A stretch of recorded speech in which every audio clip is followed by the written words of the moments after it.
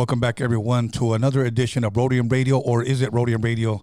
The last time I was on, we gave our reaction to the inauguration speech by Donald Trump, and some other news. Once again, the Philadelphia Eagles are going back to the Super Bowl for the rematch against the Kansas City Chiefs. Okay, so that's who's going to be. I think it's February 9th, they said, if I'm correct. I'm not sure, but don't quote me on that one. But that's going to be a rematch of 3 years ago. Now, people are saying, is Patrick Mahomes better than Tom Brady? That has yet to see.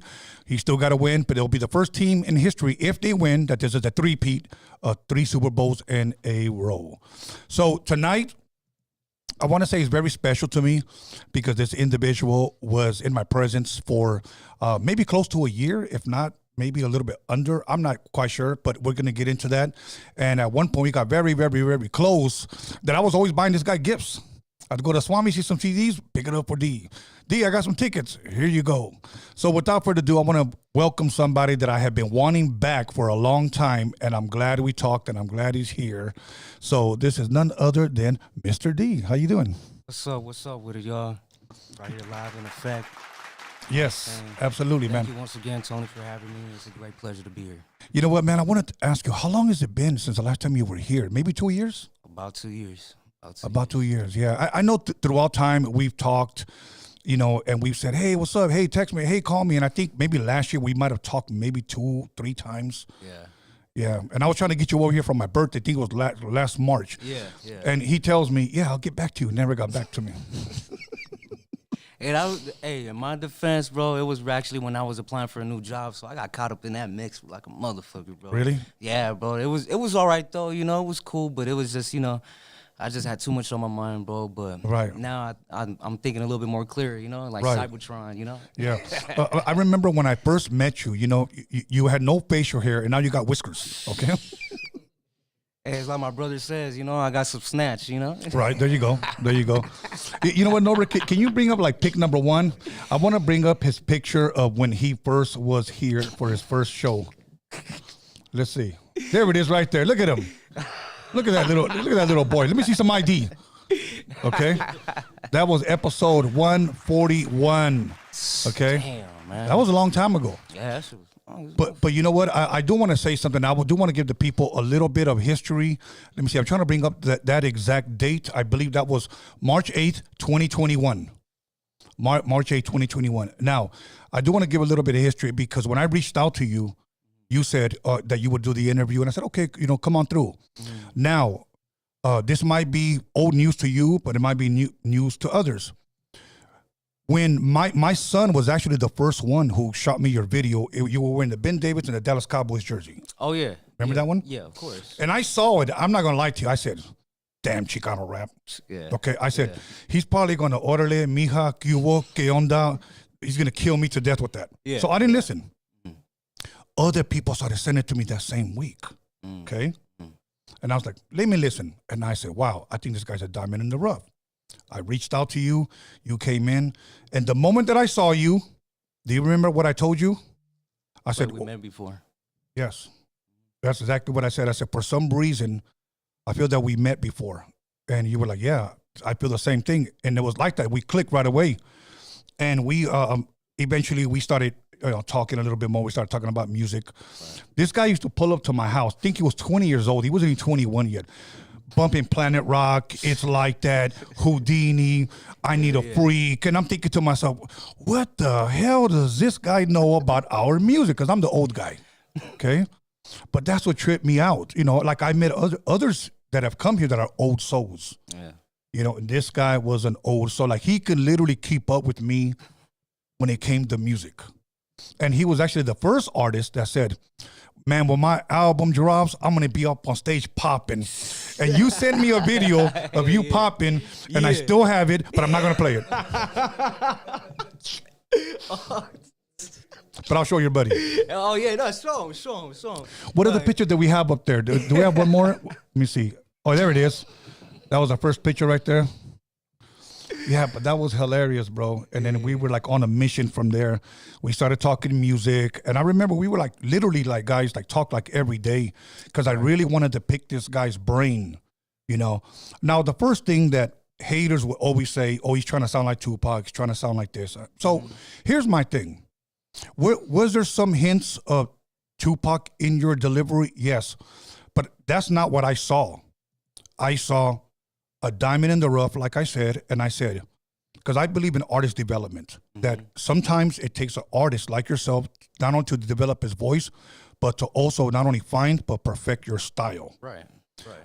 That's why I believe at least taking the time to do an album for you, it was going to take me at least 1 good year. Yeah, one good year, because you can grow in a year and music changes, you know. So that's what I thought. So let me go ahead and do that. And I think it was with Ralph M. when I think I first started playing beats and you got interested. Like, hey, I think I may want you to do some music for me. Yeah. But D, look, it's been a minute since we chopped it up. Who do you listen to today? If there's any good rap out there, like who do you listen to? Off bat, all right. So just to pick at the question, so what do you mean by now? Like, do you mean like an old artist that I discovered now, or do you mean like possibly or an artist from now that I just discovered? Okay, let's just say an artist from now. The Boss Man, right? The Boss Man is, I believe he's out of New Jersey. I believe I'm not too sure. I apologize, you know, but man, he's sick with it, bro. He has some real penmanship, you know. He could actually rhyme, you know. It's not just like, okay, cat in the hat with a bat in a sack, right? It's nothing like that. It's real lyrics, you know. And the thing about him as well is he has like that, like, I guess you could say that energy Big Pun had, you know. And that's what attracts me, you know what I mean? Like, I'm a sucker for wordplay, bro, you know, and that's obvious, right? Beats and wordplay. And the second I heard him spit, bro, I was just like, man, like. Who told you about this guy? Was he on YouTube? I found him on Instagram. Just scrolling. He promotes his stuff like through ads and whatnot, you know. Yeah. Similar as to Bishop Snow, you know. I believe you know who he is too. He's straight out of Oceanside. I never heard of Bishop Snow. Oh, bro, he's cool with it too, bro. He's smooth with it. Yeah, bro, he's smooth, bro. Like, all right. Yeah, like there's a couple of artists that I've been paying attention to, you know. Not only just with just like the way that they just carry themselves in music, but it's also like, I guess I started noticing more artists through their off-camera persona, so to say. Right. So what I mean by that is, for example, right, Peso. I've been noticing that, you know, when the fires were going around, you know, he went out and he started doing charity work, so to say, you know, and things like that I respect, bro. You know, things like that is what I condemn people for, you know, and that's why I wanted to bring it up, because I feel like things like that is what really you should be seeing more in the community, especially from individuals as ourselves who do music. You know, I don't know. I just feel like individuals like that is who actually deserve the limelight. You know? Yeah. Okay. Now this is a popular one which I liked. Okay, but first I'm gonna give my opinion, and I gave it the other day at the NAMM show. They asked me, you know, do I like where the music is going today? The first album that came to my mind when I thought today was the Missionary album, Dre and Snoop. Okay, I wasn't expecting another Chronic album, right? Because I know Dre changes. I mean, the second Chronic album didn't sound like the first one, so I wasn't expecting that. I just wanted good music, right? And I thought it was just okay. Yeah.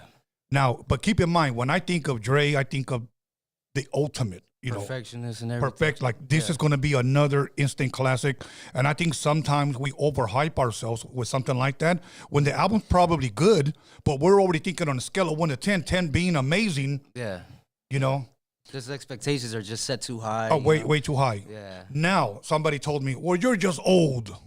Okay, cool. I get it. But I'm old, but I love the new Kendrick Lamar album. Yeah. I like that. What is your opinions on songs like Squabble Up and the one where he dissed Drake and called him the R minor, that one? I mean, to be honest with you, bro, I mean, I'm not really a fan of that type of sound, but I'm just more as in like I listen to old school shit, you know what I mean? Like, you know, that's why I say like I don't listen to a lot of new artists, like regardless of who it is, whether if they're mainstream or not. I just know that they don't really focus on what I look for. You know what I'm saying? Okay. And of course, as what they say, music is subjective. So that's why I say the way I see it, the way I listen, and I guess you could say the way that I live it, so to say, it's not really necessarily going forward towards the more like the soft shit. You know what I mean? Yeah, like yeah. I like listen to that nitty gritty shit. You know what I mean? Like Yeah. See, like, I and don't that's know. where me and you, because I'm not a rapper, Mm-hmm. and I respectfully say that, we differ, but we can agree to disagree simply because my thing is this, that when I think more like the way A&Rs used to look at back in the days, you could take those pictures down, no, bro. We'll get to the other ones. My thing is like, how do I sell it? How do I get it on the radio? How could I sell it through a video? If they don't like it on the radio, maybe they'll like it in the club. If they don't like it in the club, I got to sell it through a video. So Right. Yeah. I look at more from the marketing, Mm-hmm. you know, like I like Kendrick's, this album more than his other stuff. Now, other people have told me, no, you got to listen to these other ones. These Yeah. are better. Yeah. I don't care. I just like this one, Yeah. you know. Yeah. That Good Kid, Mad City one is tight. Yeah. That one right there. That should. If I were to recommend anybody to check out his catalog, that'd be the first one that I recommend. What about this crazy, spooky, scary, hilarious? That's again, bro. You know, that's just not my style, bro. You know, like I more listen to shit that's like poetry, bro. Like, Of course. And when he came out with Good Kid, Mad City, poetic justice. That itself in the name caught my attention, right? Right. But it's just the way that he used to flow, you know what I mean? The way that he used to think. That's what I mean. Like, I get it, you know what I mean? You got to change, you got to adapt. You also got to market to different other audiences. But I mean, also at the same time, like I said, I already had a certain expectation of him. You know, same as what you said with Dre. I was expecting a certain project, and then I got party music, you know, and it's cool, you know, Right. to each their own, you know, I just kept it pushing. Well, I know you like spitters because the majority of everybody that you have ever talked to me about was very, very lyrical. Right. My thing, I remember when I heard you spit and I knew the direction you wanted to go, I always took it like this. D, give me at least 3 radio songs out of these 12 songs. At least 3 radio songs, and the rest could be all hardcore. But I need something to take either labels, to take to the radio, and possibly to the club. Right. My club song for you, I think you had already gotten like, I think it had gotten like 4 million, or I forgot how many millions on TikTok. Right, Slide, that one. Right, slide. Yeah. Bro. I'm telling you right now, look, whether you want to believe it or not, that song was never released, okay? Yeah. But I guarantee you, bro, the way we were going to do the video and the way we were going to recreate a scene from Menace II Society. Menace II Society, that shit would have took off, bro. You would have had Hell yeah. asses and titties bouncing for days. I'm telling you. That was the song. I mean, you would have had Cholo speeding up the Lean Like a Cholo dance, you know? Yeah. Because that shit was hard. The Santa Fe Shuffle. There you go. Yep. The tortas would have been all over you. Shit, hey. Nah, but you know what? One thing that I learned from that whole situation itself, bro, is that I should not be impatient. You know, one thing that my mother always tells me, you know, you got to learn patience. You got to learn when to really sit down and listen and make a move, you know, treat it like chess, you know, and I understand that's almost something like everybody says, like, oh, Right. life is a game of chess. But a lot of people don't even play chess. You know what I mean? So Right. they don't really understand that when you really move and you really, The strategy of it. yeah, when you really strategize shit, Right. bro, like, it's an art, you know? I mean, think about this. Say we had at least 5 strong songs and we're 6 months into it. And then I'm like, okay, D, we're going to do about 6, 7, 8 more. But as the months go on, we still are listening. Can that song still bang 3 months from now? Right. Can that song? Right. And then when you start realizing, like, okay, we thought that one was cool back then, but I don't think it's going to be cool right now because music is changing. Then that's when we start exiting songs out. So Yeah. you got to give yourself time. Definitely. You got to have a strategy. You got to have a plan. Yeah. I just never been one of those guys, D, like, D, we did the song today. We got to release it tomorrow, bro. I'll record you. I'll record you. Oh, man. You know, Nah, I mean, that only works really when you're really just trying to market on Instagram, you know? Like, when you're I just know. trying to, like, do all that freestyle shit. That's what I feel like now works best. Like, if you really want to get out there, like, to any upcoming artist, right? If you really want to get out there, I really recommend shooting like the same way that you hold your phone, like just straight down. You know what I mean? Don't hold it sideways, because the second that you do, motherfuckers are gonna be looking at you like, you know, like Yeah. they know what year we're in. You know what I mean? Right. But at the same time, again, I recommend everybody that does any type of music, any type of art that wants to get out there, just market your shit like that. You know Right. what I mean? Just reels, reels, reels. You know, just interact with people. You know, just get out there. You know, be social. You know, your network is your net worth at the end of the day. Yeah. Norbert, go ahead and bring up the next picture. Which picture is that? Okay, that's when we actually went to the studio with Darren. Yeah. Okay, let me see what date was that so I can tell you. That was March 30th. That was 2 days after my birthday on 2021. And I was happy because I had to borrow that damn drum machine right there. Because I came out of retirement to do this record. And we were there. We were knocking that out. So much love and respect to Darren Vegas. Shout out Darren, bro. Yeah. Now, is there another one up there that we have? I think I caught him slipping right here when he's on the stool. Oh, yeah, right there. Yeah. Oh, shit. Damn. Yeah, Damn, right there. What the fuck? He was only 20 years old. How old are you now? 24.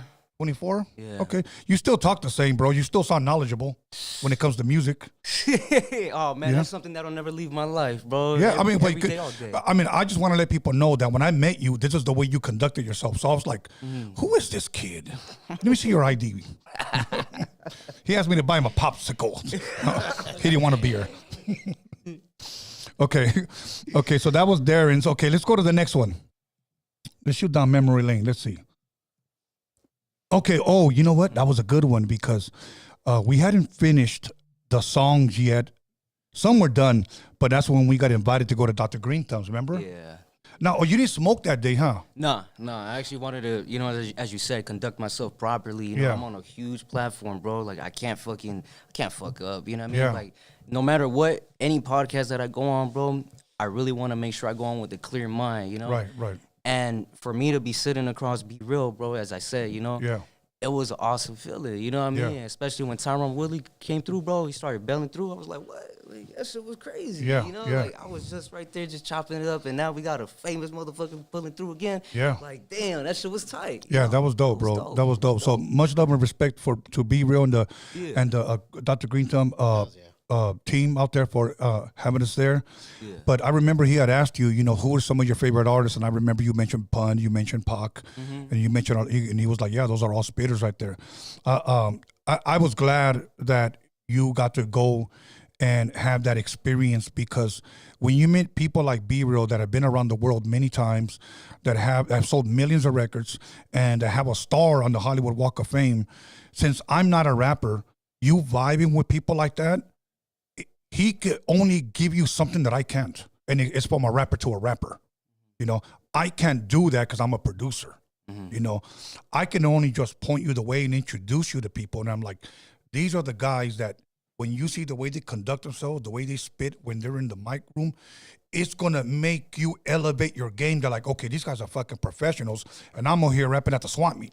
Right. Yeah. No, you know what I'm saying? Hell yeah. You know, 100%. Okay, like just for an example, I remember when I saw Dre create a beat, I automatically knew I can't be making like these raggedy ass beats anymore because I saw that that's the standard now. Yeah. When I saw Quick put together a nice beat, kick, snare, head, and I saw the way he conducted himself on the drum machine, I'm like, I have to elevate my game. Now, if I wouldn't have gotten that energy from them guys, then maybe I didn't take my craft serious.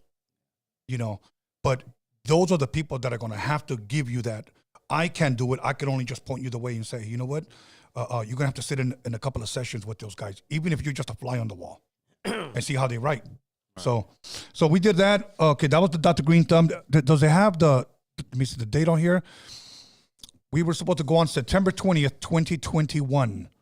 September 20th, 2021 at 2 o'clock. Okay, let's go to the next pictures. I know we took some pictures outside. There we go. Oh, yeah. We took some pictures outside. You can rotate them. Look how short he is. He's still right there. That was a cool picture right there. You know what always bothered me about Mr. D, and I'm going to go ahead and put him on blast right now. I think he had all videos on his page. I think he probably still does. And then you had like one picture. So we took some professional pictures of him. And I said, D, please post one. Yeah. Please. He posted it up, and then within a matter of hours, he was like, oh, I got like 3,000 likes. And I go, well, you got fans, okay? A couple of days later, We take another dope picture. I go, post that up. You know what he does? He takes that one down and posts the new one up. And I'm like, leave him up. Yeah, I remember that shit, bro. I remember I would always get shit for that, bro. Like, I wasn't posting, I wasn't reposting, you know, like, I wasn't interacting at all. I was just there. I was just existing, you know, just drifting along, you know. Yeah, and I was like, and then I would see people like your age that are pretty popular that will take down all their shit and maybe just post one picture up. You know, and I'm like, couldn't do that, shit, man. Shit. Anyways, okay, no, bro. What's the next one? What else do we got up there? Yeah.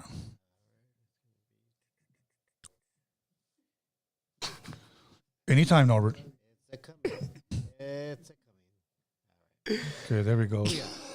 Okay, that one, I'm trying to remember what. Oh, that was a Ralph, I believe, a Ralph M event. Yeah.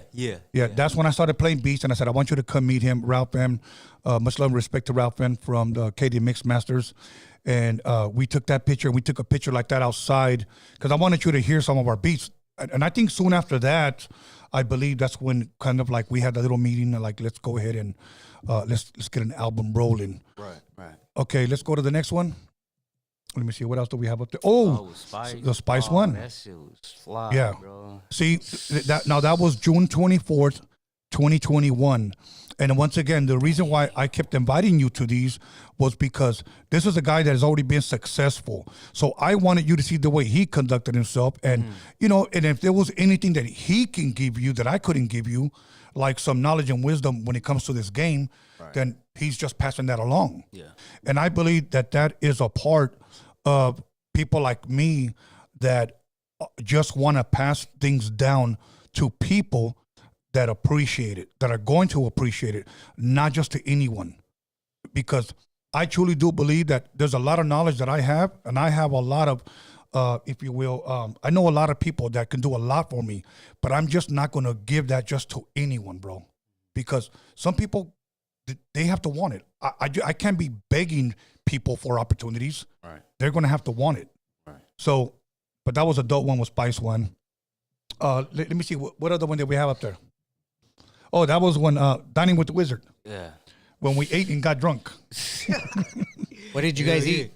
I don't even. Are you at Chinese? No, I think we had Chinese food, right? Yeah. I didn't even fucking finish it. Yeah, he had Chinese food, and I think he had a beef with broccoli, and he was just biting off the top of the broccoli. And I go, how come you don't eat the rest? I never eat the trunk.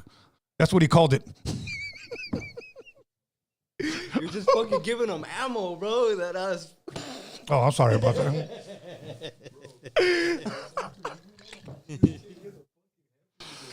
All right, so trip out. The reason why I'm pointing at this food is because. Okay, all right. Go for it. All right, so the reason why I'm laughing is because, so my brother took me out to eat one time, right? We went to, what was it called? Philippe's? Up in downtown, right? Okay. Have you been there? No, never. So they serve just pastrami and what type of other shit?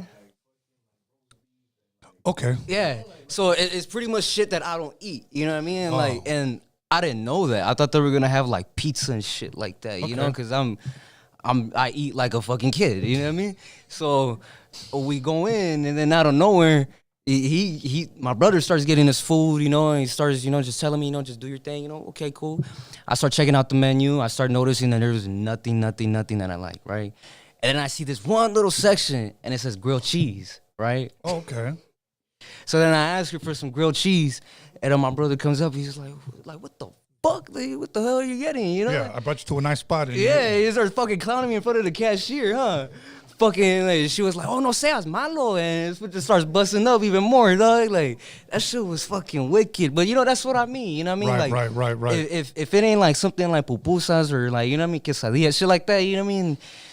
I'm not really the type that'll just dig in, you know. I don't know what it is, but even then, bro, like that day, that shit was dope, you know. If we would have had some pupusas though, now that would have been different, you know what I mean? Bro, there's a nice pupusa place right across the street. Honestly, it's really, really good, bro. Oh, for real? Yeah, it's really, really good. I go there every once in a while, and I order this one drink. I don't know if it's a Salvadorian drink or I don't know if they made it up themselves, but it's called ensalada de fruta.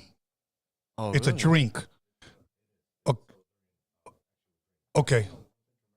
Oh, okay. Yeah, and it comes with pieces of fruit and ice. It's good, bro. For real? It's really good. Oh shit. Like you know what it tastes like to me? You know those fruit cocktails that you buy in a can with the cherry, the grapes? Yeah. Imagine dumping that with a little bit more juice in a cup, throw ice in that motherfucker. Oh shit. Like that's kind of like what it tastes like to me. Oh, okay, I gotta try that. It's really good, bro. I gotta try that shit. Hey, what kind of pupusas do both of you guys eat? I honestly, I could eat any one. There's one called, I think they call it revuelta. Revueltas? Yeah. Oh, those are good. Those Yeah. are good. But I like them all, bro. Like you could have them with just like bean. I think in Oh yeah. queso con calabazas.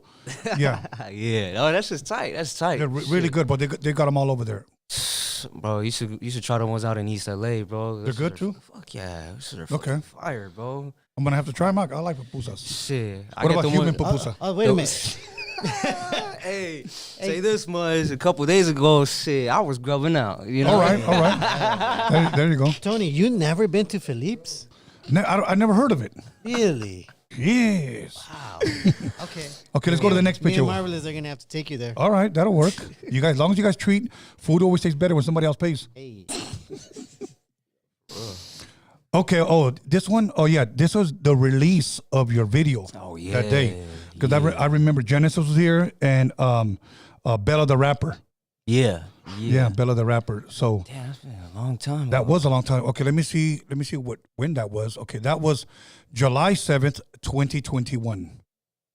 July 7th, 2021, bro. Damn, that was a long ass time ago, bro. Like Shit. we're in 2025 now.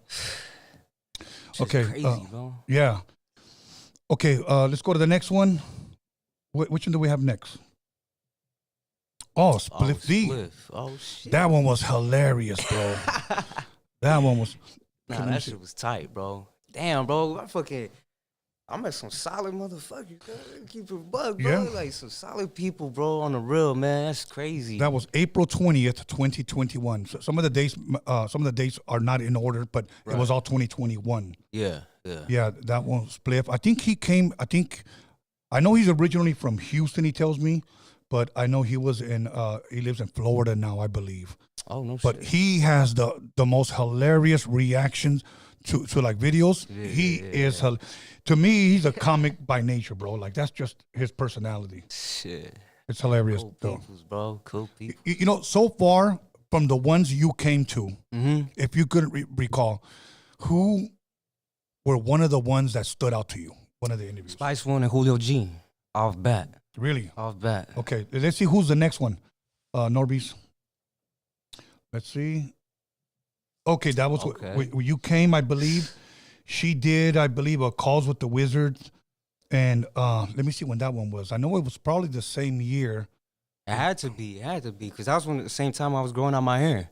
Okay. Yeah. Yeah, you know what? And it was crazy. What was crazy about you that I was wondering, like, why does he look so different? And you had hair.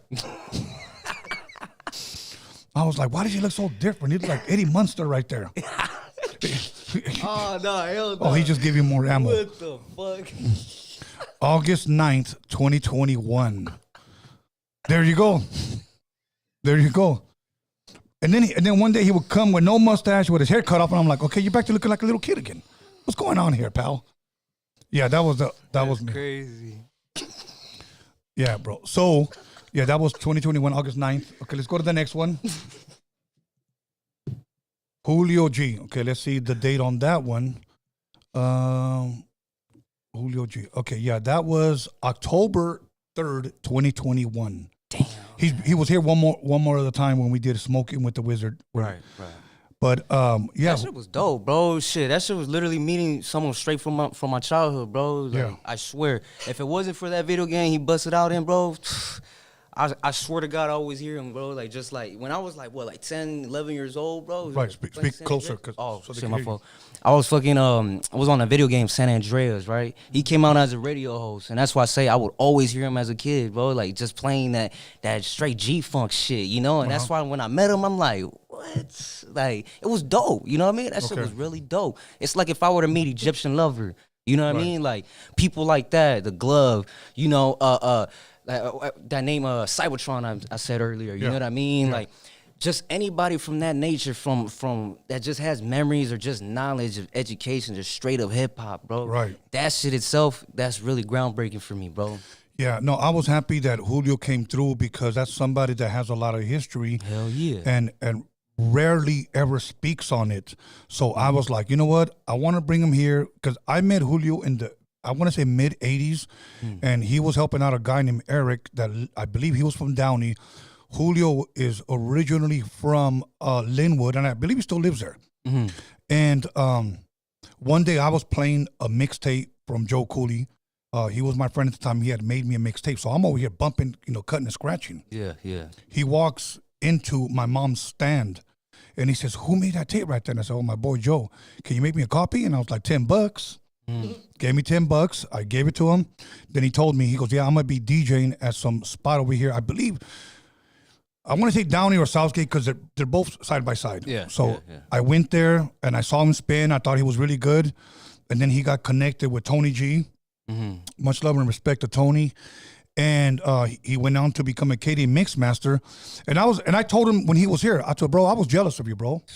I was jealous because I really wanted to be a KD mix master. To me, it was never about making money. Look, when you truly love the craft, when you truly love the art form, I don't care if you're a popper, breaker, a rapper, musician, you never do it for money. Right. You don't chase that purse. So when I see all these weenies with that fake money and that fake jewelry, blowing weed smoke at the fucking camera, that shit does not impress me. Yeah. Right.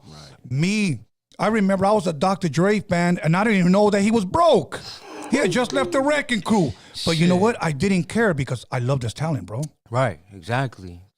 So that's what you bump at the end of the day. You ain't bumping their cars or whatever the fucking case is. You know what I mean? Like you really got to really zone into their music, bro. Because if not, what's the point of it? When you really look at it, okay, and it's not. I'm not saying the case all the time, but when you really look at it, there's a lot of artists that their best shit came out when they didn't have it going on, like when they were somewhat broke. The pain and the struggle. Yeah, that's a little argument I tend to have within myself as well. Sometimes I was like, maybe when I was younger, I probably went a little bit more harder because I wanted to get myself out there more. I wanted to experience more. And now that I did, and I got a little bit like just a taste of it, so to say, I kind of started like I personally feel like now I feel like I kind of backpedaled, but. Given the circumstance when I was younger, as you said, like you ain't got no money, you're just struggling, you're just trying to make it. You know what I mean? Right. Just at the end of the day, man, I felt like I was really going hard in the paint, bro. I fucking felt like Jordan on the mic, Yeah, I know a lot of artists that told me behind closed doors that, man, when I was living at my mom's and I was making beats in their kitchen because our house was so damn small, he goes, that's when I made that hit record, man. And he goes, and I got fucking paid. I moved out like to Rialto. He said, and I wasn't hungry. I was boning bitches and getting drunk and partying, not taking that shit serious no more. He goes, and I could never come back and produce another hit. Yeah. He said, because I just had too much. He goes, I didn't have that hunger no more. Yeah. And that's why I always tell people, okay, you got a dope album, but keep working. Yeah, but right now I want to do shows. Keep working, because what's going to happen is that you're going to keep producing songs while you're still hungry. What happens is if success comes overnight, that hunger's gone. So all your hits that you made during that struggle, you are most likely not going to be able to repeat. Right. Okay? Because you're going to be full now. You're going to have the girl that you wanted, the car you wanted, the house that you wanted. Yep. You're going to be eating at all the nice places that you wanted. And that struggle of eating fucking top ramen and Spam, it's not going to be there no more. You're like, I don't want to eat no more damn spreads. I don't want to do no more burpees. Yeah. Shit. So yeah, bro. So you gotta stay hungry, and you gotta stay solid to yourself, bro. Yeah. What are the pictures that we have up there? No, we have another one up there. Oh, okay. This is when we shot the video. Oh yeah. Here's where we shot the video. So much respect to Joe. A lot of people don't know that guy Joe drove down from Arizona, and there I was holding the J Bill Extreme so that you can rap. Shit, hell yeah, bro. That shit was sick as fuck. And even then, bro, I think he just won a Grammy or some shit, right? He won something. Yeah, I was checking that shit out. That shit was tripping me out, bro. I was like, damn. He gets off like a motherfucker, bro. That's why, like, man, there's just so many people that are just talented, bro. Yeah. It's really crazy, bro. You just gotta fucking find them. No, that was a dope day, bro. Because I remember I turned my living room into a little 80s little spot. Oh yeah, that shit was sick as fuck, bro. To this day, people still tell me about that shit, bro. Yeah, bro. Shit. Yeah, I remember when you press play on the radio and Easy E came on. Yeah. Okay, I wanted it to press play and just let it start somewhere, okay?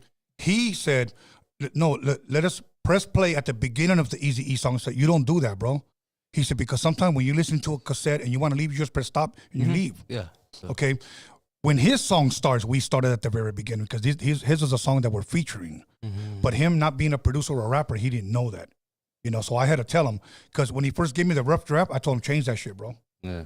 And he said, well, but yeah, I wanted to add change that shit, bro. So I made him change it. Shit, it came on fucking tight like a motherfucker, bro, on the real. No, that one was dope. That Hell one was yeah. really dope. Shit. And what was it that was a Monte Carlo, right, that we got? That Regal. Regal. Regal? Yeah. The dude that owned it, I believe it was his nephew that came up to me at the Super Show one time, and he told me, shit? yeah, bro, he was like, oh, man, we just sold it. You know, that shit was a trip, though, seeing you and that shit, bro. Like, that's my peoples that you use it for. And I was like, what? That's tight, you know? Yeah. That's why I say, bro, like, everywhere that I go, I try my best to always keep it respectful, because now, given after everything that I've done, bro, like, some people just look at me in public, bro, and they're just like, they stare at me, you know what I mean? Like, a quick example I could give you, bro, not to sidetrack, right? Right. But I was just doing my job, you know what I mean, just working, you know what I mean, just, you know, okay, it's a long-ass day or whatever. And the next thing you know, I get some eyes on me, bro, out of nowhere. I'm just like, what the fuck are these people, you know? Why are they dogging me, right? But, you know, coming from the background of ours, we already know what's up. Okay, we about to get hit up, right? Some shit's about to go down. Man, I start getting ready. I'm already about to fucking, you know, like in that mode. And the next thing you know, they come up to me with a phone and they show my fucking video.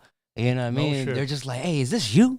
You know what I mean? And I'm just like, what the fuck? Like, I low-key started laughing, you know? Yeah.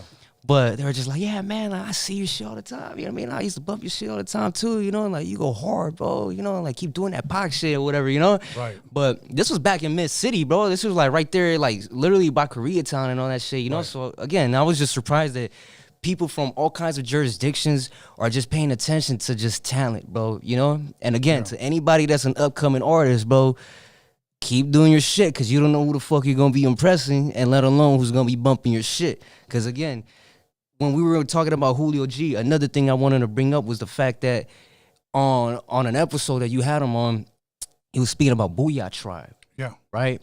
And a record that they brought up themselves too, Doomsday. Bro, that shit, that's another one, bro, that, again, there's just so many, I could name so many tracks off the top, but right now, I'm going to just go with Doomsday. So, with that song itself, bro, you can just really feel what gangster rap is. If people really want to get that reality rap, you know, they really want to see what I'm talking about, that nitty gritty shit, that raw shit, that shit that's like, okay, like you press play, you're just like, okay, motherfucker, who's gonna jack me? You know what I mean? But that's what I mean. You know what I mean? Like it's just that shit that once you really hear it, you're just like, man, I could relate to it. You know? Right. And that's just something that you don't hear anymore in music. And that's why I say I don't listen to new artists anymore. Right. Because of that fact. You know? Okay. Any females out there that you like? And they don't necessarily have to be rap. I mean, I like some strippers. No, I'm just kidding. No, just kidding. Hey. No, I'm fucking around. No. Who doesn't? Nah, but keep it real. Couple female artists. Okay, I'll give you one that I love her, but she's already passed on. Oh, okay. Jewel. Oh, okay. I didn't know she passed on. Yeah, bro, she passed on, I believe 2021. Oh, I believe wow. she had blood in her lungs or something like that. Yeah, bro, I've been paying a lot of attention to her catalogs, bro. Like a lot of it. I went through her albums, tapes, everything, right? Yeah, there's one. Okay, I've always been a Sade fan. Okay. Yeah. Huge Sade fan. But I will say this. I got turned on to this female artist by Genesis and by DJ Dominator. Kali Uchis. Kali Uchis? Yeah. Okay. She's really, really good, bro. I've never even heard of her. Oh, shit. You know, but when they played it for me, just that one damn song, I was like, okay, I got to listen to her. Oh, She was damn. dope, bro. All She was right. dope. All right, Now, I'll check her I out will then. say something about another female. I really, really like, I guess, her first stuff. And I do believe she's talented. I just think she started getting too much on the dark side, bro. Like, it was Doja Cat. Now, when you mean by dark side, what do you mean though? Because some people tell me the same shit, so I'm just curious as to what they mean. To me, the dark side. Okay, because I remember when we first were talking about naming your album, and we would always say our album, but it was yours. I know we were talking about Black Magic. Right. Okay. Right. And I get the whole thing. I thought it was a clever idea, but the dark was okay. Like one day on her TikTok, she's got millions of followers. She takes on all her posts and just puts a demon face. Okay, I just get what you mean. Okay. Then she comes out in this video and she recreates like a sleep paralysis video. And she's the demon. She's all black and she's the demon haunting the person sleeping. It looked more like on some Conjuring, Insidious. Have you ever seen those movies? Yeah. It looks more something like that, bro. And I just thought that was more on the demonic side. Yeah. No, I get you. No, I see what you mean, bro. Because I do. I see what you mean. Because that's already taking it too much already to like, okay, you're not really doing it as music now. Now you're really just trying to showcase something. Right. You know what I'm saying? And then she went to an award. She went to an awards dressed everything like a demon. And I'm like, okay, is that? Are you just trolling? Are you know? I say it's more like trolling because it's like, bro, if you're really about that, you wouldn't even go all out for it. You know what I mean? Like, I'll put it like this: I've met individuals that are like that. Man, they will never step out their house looking like a fucking demon or some shit, you know, wearing a devil costume and shit, you know. And then they tell me like, hey, bro, like your name's Devil, bro. I worship you in the sense, you know, just in the fuck around, you know. And I'm just like, man, like hell nah, you know, like don't even involve me with your shit, you know. But they're cool peoples though. That's why I say you really got. I guess some people just need to go out there and experience the world more because I guess. They're just setting off stereotypes in their own little world, so to say. Then they go out into the real world, and they just display stupidity. Yeah, yeah. You know? There was an era, and I think, Anthony, if you're watching Hip Hop Jedi, he sent me a video. And I want to say this was either late 70s or early 80s. They called it the Satanic Panic. When the churches, whether they were Catholic, whether they were Christian, they were telling parents that there could be a sign that your child is demonically possessed. Do you know what the first sign was? Rock music? If you listen to rock music. Yeah. I'm like, damn, and I used to like Kiss. Was this because of the whole, that one dude that killed someone and he was wearing a rock shirt? I mean, because like, okay, the rumors Ozzy Osbourne bit a bat's head off. Oh, Kiss, yeah, I heard about that. You know, they're saying that the name stood for Knights and Satanic Services. AC/DC, Antichrist, Devil's Children, and then Dio, Iron Maiden. So everything was surrounding that dark thing, okay? Right. So they were saying your son could possibly be demonically possessed if he has a bad attitude, if he talks back, if he's a loner. And I'm like, damn, that was me. And I don't even listen to rock music.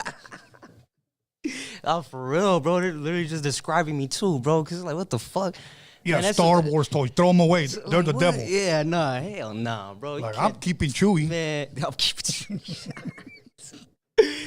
Like, that's what I don't get, bro. Like, people really fucking, they wig out over the most smallest things, you know? And it's like, bro, like, you could just be really just interested into something and then they start relating to it. And it's like, what is the correlation? Where's the connection at least? You know what I mean? Like, I don't know. I mean, I guess for an example, right? When I would be doing my music, some people would just be involving just like Pac and every single thing. I know I get it. I've done a couple of songs that sound like Tupac, whatever. You know, that was my direction, right? That was my purpose. But then when I start doing something different, they start nitpicking everything. They're like, oh, man, that sounds like this track. Oh, that sounds like that. You know, Go back to Pac. Yeah, exactly. It's like, what the fuck? Like, but, you know, I get it. You know, again, music is subjective, so I can't really, you know, really just complain about it. But, you know, that's why I always say, you know, I just go with the flow, you know, just go with the rhythm of the beat, you know? What else can I do? Oh, good. Good. Let's go to the next picture. What do we have up there? Let's see. Let's go down memory lane. Before you go, we do have a poll. It's been up 30 minutes. Do you want me to read it? Okay, so the poll was... show your face, Norbert. I want them to see that cute not connected right now, so I couldn't do it. Don't lie. Is your vote the same? And that this is going towards the the election. Trump got 58%, Harris got 12%, and I would have voted, got 30%. So I see 30% of the people wish they would have voted instead of not voting. Okay. But you know what? I always said that if you're going to vote, let your voice be heard regardless of who you voted for. But my thing is this. If you didn't vote, don't call in and talk shit. Okay? You don't have a voice. All right, next picture. Okay, let's go. Okay, that was the one, once again, we did with Darren, the interview. Right. I know Darren went here because he engineered the project. And so once again, much love and respect to Darren. Man, he's cold with it, bro. Shit. Yeah, hold on one second. Let me go ahead and let me get that date again. I believe it was the same date. My apologies. Oh, yeah, that was July 7th, I believe. July 7th, 2021. Okay, do we have any other ones? Oh, yeah, that's the one with Soren Baker. My interview, yeah. Yeah, with Soren Baker. That one's Damn, that was October 13th, 2021. That one right there by Soren Baker. He wrote several books now, but that year he was promoting the history of gangster rap. And I know he did some more now. Gucci Man, I think he did one about Gucci Man. Yeah. Yeah. He used to work for Source Magazine in New York and LA Times. And, you know, he does some pretty good interviews. I enjoy him. Hell yeah. He So- got some things going on with MCA, right? In a podcast or something? No, do you know what? That's Gangster Chronicles. Gangster Chronicles. That okay. is my boy, and I had him here for Freaky Tales. What was his name, bro? Big Steel. Big Steel. Big Steel. All Yeah, right. I was on that podcast with M8, and then I had 8 here. Oh, shit. So, but I got to ask 8 a lot of questions, bro, that I needed to ask him about his music because one of his producers named DJ Slip, who is no longer producing, he started working. I met him in the 80s when they were first getting together to start tracking CNW. And I had my drum machine, and I really didn't have a lot of sounds. So he gave me like 4 or 5 floppy disks with some dope sounds. Oh, shit. Yeah, so I have some from DJ Slip, from Dre, and from Quick. So Damn. I have a whole collection, bro. And one day, I'm just gonna have them bury them with me. Nobody's gonna get them. Okay, let's go to the next one. Hey, at least now I know where to dig. Yeah, all right. You're gonna dig your own grave, I say. Shit. Man, that's at the meet and greet, no? Yes. That All one right. was August 14th, 2021. 2021. And that was your first meet and greet, bro. And that was a good turnout. So let me give a shout out to Salvi Mommy because she's the one that hooked it up for us. Oh, yeah. Shout out to Salvi Mom. Now, let me ask you this, bro. Mm-hmm. That was your first single, official single that you were selling and you were signing them. How did you feel, bro, knowing that there was a line outside for people to come in and meet D on his debut and here, D, sign it. Off bat, humbling. Yeah. It was definitely humbling. It was definitely a reminder that I can't fuck it up. I can't really not give it my all. You know, I really got supporters, you know what I mean? Because that's what I always like calling them, you know what I mean? Because at the end of the day, they've always supported my shit, you know what I mean? Right. Whether through good or bad, whatever, I always seen people comment under my shit, you know, especially, let's say, taking it back to the storm, right? People were still with me, dog, still rocking with my shit, and that's what surprised me, you know? I just thought, I was like, oh, fuck it, you know what I mean? It's just music, fuck it, you know what I mean? That's what it is. I'm gonna go back to fucking working, right? Right. Man, but I've actually made contact with a few people, bro, that, to keep it real, they took time out of their own day, sent me a whole like 2-3 paragraphs just explaining why I shouldn't stop. You know, explaining why my music got them through something. You know what I mean? Like, Yeah. and again, it's those experiences, those conversations, they really do something to you. You know what I Yeah. mean? It's not just an ordinary, like, oh yeah, you know, I like your shit. Okay, cool, keep doing it. Nah, it wasn't like that. You know, it was an actual heartfelt conversation to the point where I'm like, I thought about it. You know, I really did. Right. You know, go back into this whole, like, to everything, bro, to everything, especially this fucking meet and greet, bro. Like, that shit, when that shit cracked off, bro, like I said, it was definitely humbling. You know, it really did put me back on earth, so to say. No, it is, bro. It is. You know, the sad thing is that I've known rappers, okay? And once again, we're talking about early 90s. I knew rappers that were so humble. They were thankful that people went to, back then we called them in-stores. So we would go to mom and pop stores or like the Warehouse, Sam Goodies, Tower Records. Like Zoe's and shit. Yeah. To all of these different stores. They would sign autographs. Mm-hmm. Then they started getting a little bit bigger and bigger. And after a while, they were like, man, fuck all these autographs. I'm not trying to meet these people. Fuck the radio station. Okay? Yeah. What they did before humbly, because the opportunity was given, now they were rejecting because they were like, oh, I already did that. I don't care to do another radio interview. Mm-hmm. When they fell off on their second album because it wasn't no good, Yeah. now they were like, well, we got to get them in stores, bro. We got to get the radio. And nobody cared anymore. Yeah. Yeah. That's Nobody how it cared. goes. And I'm going to say, sis, to a lot of you rappers that were successful in the early 90s, and now you're crying because you're almost 60 and nobody's booking your ass. You know why? Because you treated people like shit. That's why. You thought you were all that. Your song was dope. It had its time. You fell the hell off, and you still treated people like shit, like you were on top of the world, sleeping in your mom's couch with the blue check mark on your Instagram. Okay? Hell nah. Yeah, bro. Like, honestly, and even to this day, they walk around like their song came out last week. I was like, calmete, puto. I mean, to keep it real, I played like it came out last week. Shit, you know what I mean? But do you treat people like shit? Nah, hell no. Okay, see, you don't do that. Nah. You know, you don't do that, and they do. Even to this day, they still do. You know, so anyway, what other picture that we got up there, my bro? The last one. The last one, what is it? Oh, okay, that one. Remember we shot the video for? Yeah. What was the name of it? The Fat Boys prison beat. Yeah, but I forgot about that one. Fucking. yeah, but the song. Dun, dun, dun. Damn, I'm trying to remember the name. I can remember the beat, Right. but nah, I can't Oh, remember. okay, what was the name of the beat? Do you remember? It was a Fat Boys one. Yeah, I know, but the name of the song wasn't in jail Going back to without jail. no Yeah. bail. Yeah. That was a dope ass idea though. Shit, hell yeah, shit. I fucking, bro, I was on low key just on a run, bro, just on a spree of just different ideas, Yeah. you know, and shit, it was just dope to just perform it, you know. You know what's crazy? That like I had a boy that when I played him, the first song, what was the name of it? You know, play like me. Remember? Oh The yeah, first thing. yeah. Okay, that one. Yeah, I know what you mean. I played it for him, and he was like, "It's cool." Yeah. When I didn't want to send him this Fat Boys beat. Now keep in mind, he's a Yeah. cat from New York. Yeah. When I played it for him, I sent it to him. He was like, "That's my shit right there." And I'm like, "Okay, why?" Oh, because he took it back. So I had to understand. Okay, it's gonna be hit and miss with certain people, you know. Yeah. Oh yeah, it always is, bro. It always is. That's why, like I say, I always try something new. You know, like if I think something works, okay, let me try to mix it in with something else. You know? Right. Okay. Now let me ask you this. As far as music is concerned, do you still like want to do music? I know it's been a while. I know you dropped, if I'm correct, or fill us in.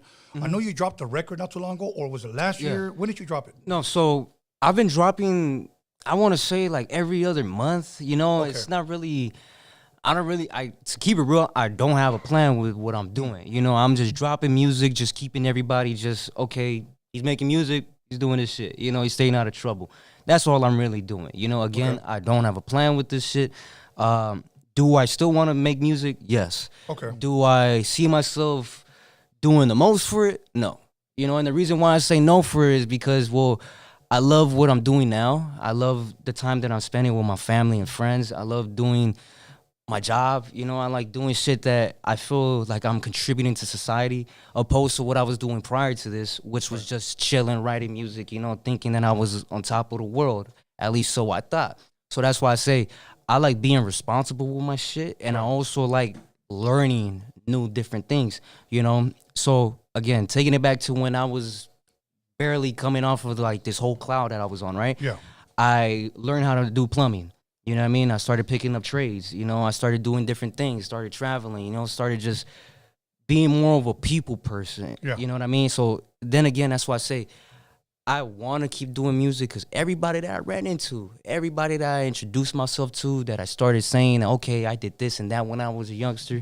Okay, well, why'd you stop? They tell me, you know? And what got me actually, I was plumbing for a lady out in La Cañada, Uh-huh. right? she was throwing out a whole fucking garbage bag, bro, of just CDs. Oh, okay. CDs. But then when I looked aside, it was her. You know, yeah, she was like, what, like 22 or 23 in that CD, but now she was like in her 40s, you know, and bro, she was like some Armenian lady that was just singing her ass off, bro, like super, super elegant music, like shit that you will imagine to hear in a limo, right? Now, when I asked her, I was like, so why'd you give up on it? And she was just like, oh, well, I'm already old, you know what I mean? Like, Right. like people that made it, they made it already. If I were to already have made it already, I would have done it, you know? But if not, I mean, seeing as I didn't, she told me, I'm just throwing it away. And that actually fucking woke me up because I took it as in like, okay, she's physically throwing away her dream. You know what I mean? Like literally, Right, she's right. like, she stuffed it inside the bag, knotted it up, chucked it in the garbage can, you know? Yeah. I want to say something because I know how that feeling is, bro. Okay. I know how that feeling is. I had this wall and that wall full of record crates. Okay. Mm-hmm. And to me, a lot of those were my childhood like records, bro. And when I say childhood, 12, 11 years old, Right. that I had records. Mm-hmm. I remember before I sold them, and somebody asked me this question. Yes, I believe it was yesterday at the NAM show, and somebody asked me, "Hey man, do you still have all your vinyl?" Mm-hmm. And I was like, "No, I got rid of it." And he's like, "Why?" He goes, "Do you still have your drum machine?" And I was like, "No, I got rid of it too." And he goes, "Why?" And I said, and I whispered in his ear, and I go, "Because there was a time in my life where I wanted nothing to do with music anymore. You know, it wasn't fun anymore. Once it's no longer fun, get out, Yeah. get out, okay?" And I'm gonna tell you why, because there was a lot of shysting ass bastards that did people dirty with money. You know, when you're first doing it for the love, you're releasing good music, and then money comes knocking, okay? Then you trust a lot of these people, and then they're ripping you off. I got ripped off, Yeah. okay? And after a while, they have you working, but they're making other. I'm like, wait, how are you driving the Lexus? Exactly. And I'm the one busting my ass over here, but can still eating Tommy's hamburger specials. Oh man, shit, that shit comes through. Shit, You no, know? I'm just kidding. Next time, buy me a pollo asado. I like that better. Okay, so after a while, I just got rid of them. I had one guy offer me a lot, and he took them. And then my drum machine, I was just like, I'm done. I'm gonna go get a fucking job, bro. Yeah. So I worked for a long time. So when I met you guys, I didn't have anything. I had to borrow that drum machine when Ralph M was here, and then all I had was floppies that were old. Right. And I remember you said you have that sound that looks like me, you know. And I was like, okay, you like that old school sound, okay. Yeah. That's why for a while it was hard because I had to keep renting this drum machine for my boys, and I don't know they wanted it back because they use it. Right. I didn't have anything. As a matter of fact, I didn't even want to come out of retirement, but I really, really liked you, and I really believed that there was something special about you. I said, let me take this chance. So I pretty much invested all my time in how many months we worked, and then I was driving to Santa Maria, remember? Yeah. I'm like, because I don't know anybody out here that has equipment that will be willing to work with me. Yeah. And at the same time, I felt like my hands were tied because all of my beats and sounds were on these floppies, and I had to settle for his sounds or meanwhile until we get to the studio and until I can borrow the drum machine again to take those kicks, snares, hats out, load them up with my floppies, and then bring them up, and then so I can give you a full experience of what I want your record to sound like. Yeah. That's what I was going through. Yeah.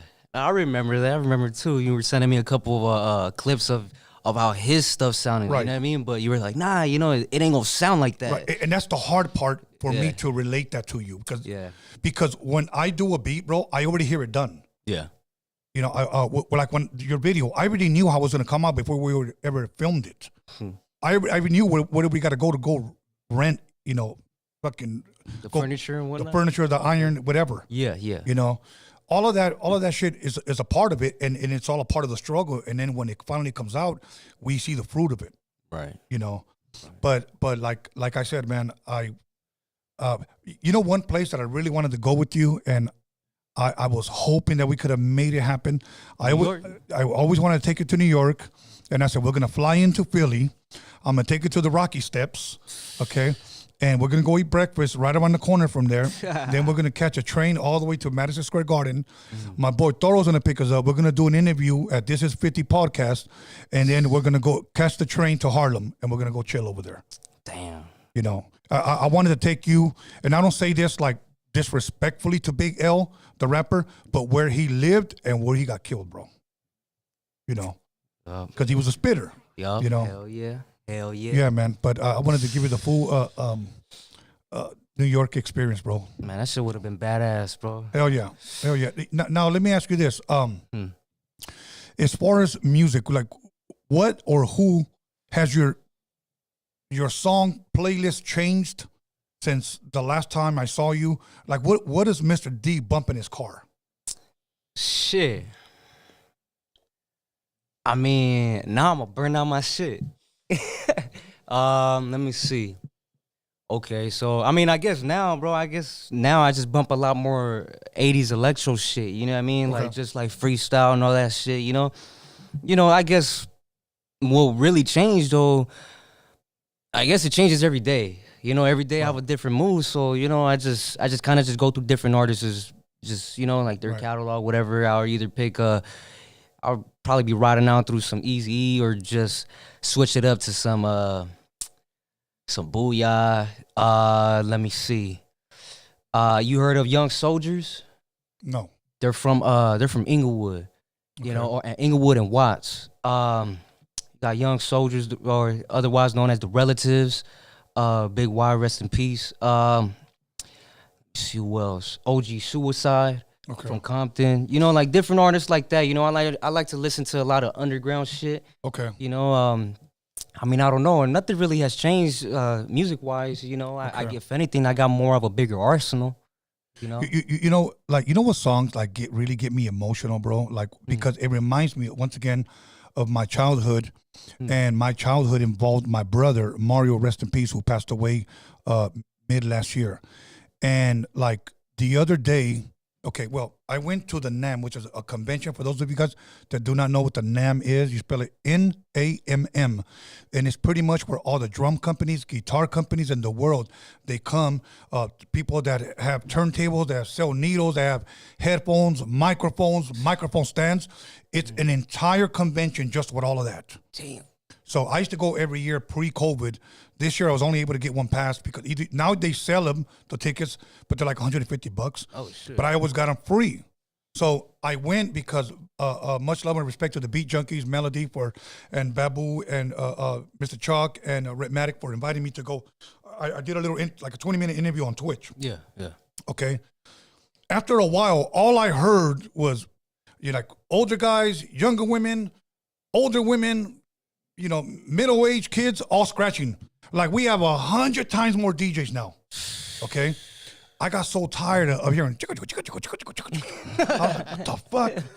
Fuck, is there a Pac-Man raid going on? You know, something. So I threw on my headphones and I just put on one of my all-time favorite breaking songs, Play at Your Own Risk. Okay. As soon as, bro, I was walking around with tears coming down because it reminded me of my little brother, it reminded me of my older brother that passed, and it just took me back to an era, you know. And then after that, I don't know if you know the songs, it's by Yellow Magic Orchestra called Computer Games, okay? Yeah. That one is one of my favorite all times. And of course, after that, you play at Your Own Risk. Danger Zone. Yeah, or Pac Jam. Oh, Space is the Pac-Man. place. Oh, yeah. Okay. So you start playing all of that stuff, and all of a sudden you just want to start. Yeah, hell yeah, all the time, bro. Man, you should see the reactions I get on the street, bro. I got a system in my shit, bro. Oh, really? Every day, bro. What do you got? 2 6x9s? Nah, actually, nah. It's a joke. It's a joke. No. But I wanna set it clear though. I got 2 15s in my shit. You know, I got the whole thing set up with JO Audio just for the fact that I love bumping, bro. And I tell you, it's really fucking worth it. You know what I mean? I promise you it is, because not only did I met some broad one time when I was working, bro. She walked in front of my car, dancing and freestyle to Shannon, right? Right. She was Let the just music doing, play? yeah. Well, you know me, I gotta have that playing. You know what I mean? Right. So she started, you know, like what's that word I'm looking for, bro? Seducing almost, like you know, trying to like do that little curvy shit with her hand or whatever. Right. And I was like, I was checking her out like a motherfucker. You She know was what I mean? hypnotizing you like, like Bela Lugosi. Oh, hey, but on the real though, you know what I mean? Right. She was just, man, that was just one experience I always like sharing, bro, because again, you don't know who you're walking by. You know what I mean? Right. You don't know who you're straight belling through, bro. Because on the real, all you gotta do is just play the right song at the right moment, and just shit just takes effect on its own. Remember "Give Me Tonight" by Shannon? Hell That's yeah. another one, bro. Bro, Fuck. what? You're gonna make me bro. cry. Okay. One thing about music, bro, it's good and it's bad, and I'm being sarcastic when I say that because there are certain songs, bro, that can take you back to a certain time and place, almost like a damn time machine in your mind. Yeah.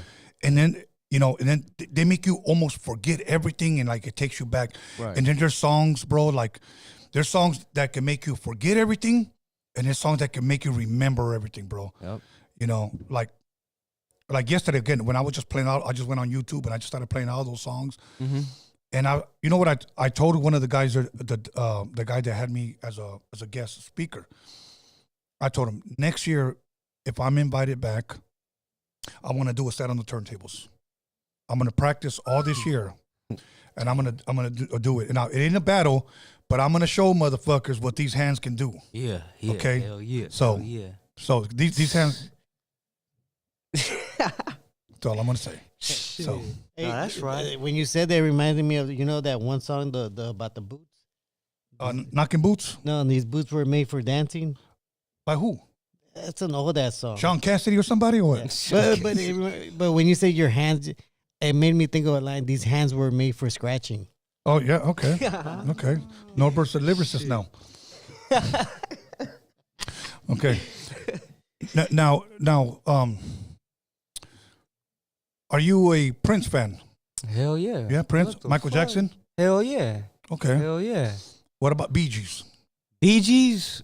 I Like mean, Saturday Night Fever. Do you like that movie? You ever see that movie? hell yeah, I've seen it. I mean, I fuck with Bee Gees, but I'd say like compared to MJ or even just Prince, Yeah, of course. man, I'll take keep it real. The main person that introduced me to funk in general was really Michael Jackson. You know what I Really? mean? Yeah, definitely Michael Jackson. You know, of course, you know, he was the most popular artist in the world, but it was just certain songs, bro. Again, the synthesizer right in Thriller. Right. There's just certain sounds that I heard in that shit as a kid that to this day it still fucking impresses me how they fucking got it done. You know, like it's just certain things, as you said, that'll take you back. And or whether it'll make you forget or remember everything. But for me, bro, the second I hear some of his music, dog, man, do I remember when I was like 9 years old, bro? Okay. Yes or no questions. Will there ever be another Prince? Fuck no. Will there ever be another Michael Jackson? Fuck no. Will there ever be another Madonna? Maybe.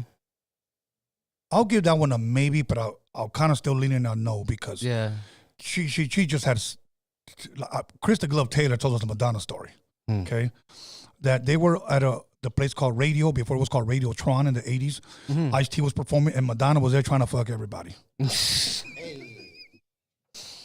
Okay, she went at that King Kong ding dong. Okay, What's that one song that that she has? Fuck. I'm surprised it wasn't racist. Borderline. Like a Virgin, Material Girl, Celebrate. Nah, it's because I'm thinking about this one song where she has a Music. It's kind of more of an early like 2000 stuff. It's kind of like fast paced. Oh, okay. It sounds Vogue? like freestyle almost. It's not that Vogue. No. Norbert, which one is it? Because you always do aerobics to it. Which one again? The Madonna song. Which one? The Well, one, which was your favorite Zumba song? it is Material. Is Material Girl hers? Material Girl is hers, yes. Yeah, right. Let me look her up. It has to be. It has a video to it. I know that. I remember she was talking on a phone in the video. Oh, okay. Off a phone, off a wall, but I forgot how the fuck it goes. I just know it sounds. Because I know that Vogue is like a real fast up-tempo song. I just know that it sounds like freestyle, bro. Okay, well, what about it? Is it? It just sounds like it's like that song itself, bro. It just sounds like too. I don't know. It sounds tight. You feel me? Okay. Like it sounds like some shit you could bump, but it's like I don't Yeah. bump it, because Right. It's not like a prayer, right? Not like a prayer, no. Because it just sounds more like freestyle. Back that up to the beat. La Isla Bonita is a beautiful song. Live to tell. Like, I heard that one. That's just tight. That's What's just the tight. girl? Don't American Life. No, I never heard that one. Shit. Don't Tell Me. No. I would have to hear it, bro. Like a Virgin. Like a virgin. I had a guy from Mexico. Me gusta like a virgin. Beautiful Stranger. Damn, you spell that shit with a B? Frozen. Sorry. I'll Remember. Okay, you can stop. Don't Cry for Me, Argentina. Okay. Now where's the other one? Okay, we said Michael Jackson, Prince, Madonna, Barry White. Hell nah. Huh. Hell nah. Fuck no. Okay. That's a capital hell nah. Yeah. Who's another one, bro, that we will never ever have again? James Brown. James Brown. Yup. No. That's a capital hell either, bro. James Brown, bro. Okay.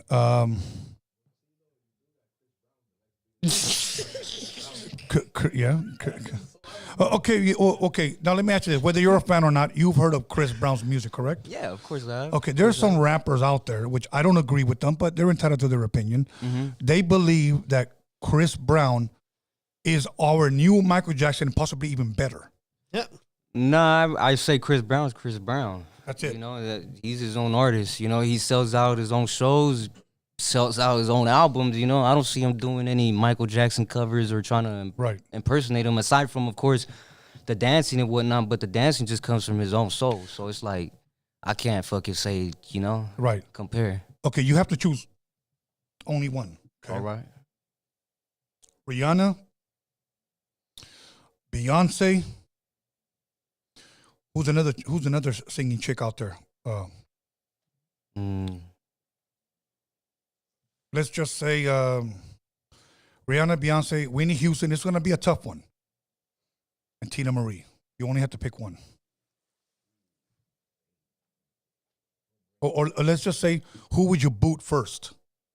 If you had to boot one out, Rihanna, Beyonce, Whitney Houston, Tina Marie. Well, I'm booting out the first two names you mentioned for sure. So it'll be a toss-up between Whitney and Tina. Yeah. All right. Rest in peace to both of them. Yeah. Damn, that's a good question. I mean, I'm gonna keep it real. I gotta go with Whitney. Okay. I gotta go with Whitney. You know, and the reason why, right? I mean, there's just certain songs that she really does perform live, you know, that not only does she hit, bro, that I don't know how to explain it without sounding corny or cheesy or just like repetitive, right? So I'll just put it like this. She hits certain notes, bro, that the second you hear that shit, it rattles something inside your soul, right? Okay. And again, not trying to be corny, but she really, really knows how to hit that shit. You know what I mean? Like it's the same with Tina Marie, though. You know, so to me, it's a tough one. You know, because I love both of them. Right. You know? Okay. But shit, I'll definitely go with Whitney, though.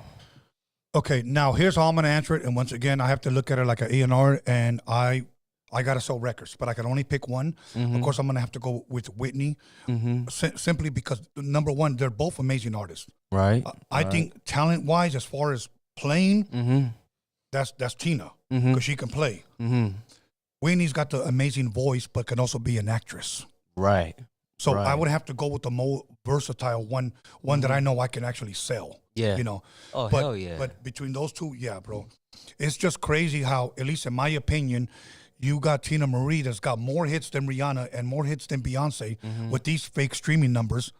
But yet these ladies, you know, are making more than what, you know, Tina ever did, but different time. Yeah. Okay. Different times and also different passion. Yeah. You know? Would there ever be another Rick James? Man. If he heard me say anything else, he'd be spinning in his grave. You know what I mean? He'd be like, what the fuck you just said? You know what I mean, man? Man, Rick, man, I'll put it like this. I ain't never met him, but that's my guy right there, bro. That motherfucker is a motherfucker on the beat, bro. Like, man, when I tell you, bro, like, it's like if you were to ask me, right, Prince or Rick, that's something that I'll probably take all day on, bro. Cause I could think about their catalog in my mind right now, like on both of them, right? Just like, man, like, okay, you got Rick, right? That'll go super freak on you, and then you got Prince that'll hit you with When Doves Cry, right? So it's like, Okay. You know? Let me tell you a story.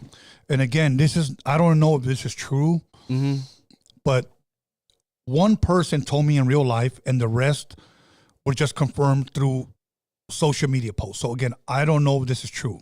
Right. The story goes that Prince used to open up for Rick James. Okay.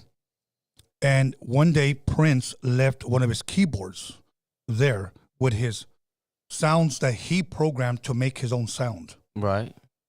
Supposedly there's two stories that Rick James stole that keyboard. Then he just kept it. And then the other one was that he stole it, took the sounds, and then gave it back and said, oh, somebody took it by accident. Yeah. Because they were saying that Prince was saying soon after that, he started coming with my sound. Yeah, I heard that too. Okay, see, so at least it's floating around out there. So yeah, I heard that. You know, because Prince, when I first heard of him, my brother Mario is the one that turned me onto a lot of music. And I will say this, that Prince has said it, and Rick James has said it when they've asked him whether it was Don Cornelius on Soul Train or whether it was Dick Clark on, I forgot the name of the show. What is your style called? And they will both say it's punk funk. Punk funk. That's what they called it. Punk funk. And a lot of people didn't believe me. I literally had to go fucking dig up the YouTube and show it to these bastards. Like, bro, like when people say, what kind of music do you like? I used to like punk funk. And they're like, well, what is that? You know? And I had to tell them, like, one of the best examples that Prince gave in the interview when he said punk funk, he did a song called Let's Pretend We're Married. Yeah. And it's like a doom, cat, doom, cat, doom. Bro, I remember I went to a club, bro. I was a teenager, and I saw all these punk rockers dancing to that. And I'm like, okay, is it maybe because of that high, fast tempo, but it's got a funk beat to it? Like ska almost? Something like that. Okay. But it was dope. Hey, was party all the time punk funk? No.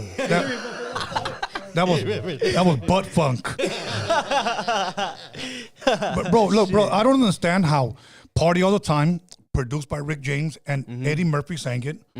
I don't know how that became such a big time gay song, bro. What the fuck? Amongst the gay community, that was a big one, bro. Like if they play that song at the club, you better start looking like I know. before this fucker plays it. Yeah, before.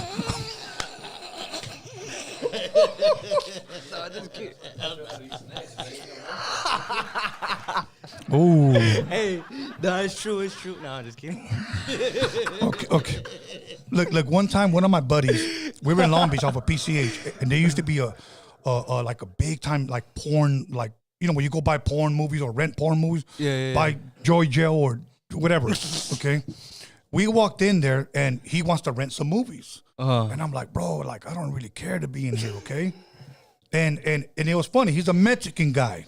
And I can say this because he's no longer here. Rest in peace, my bro. But that guy used to rent all the black ones. Oh, shit. Okay? So I knew, you know, he was a little freaky deaky.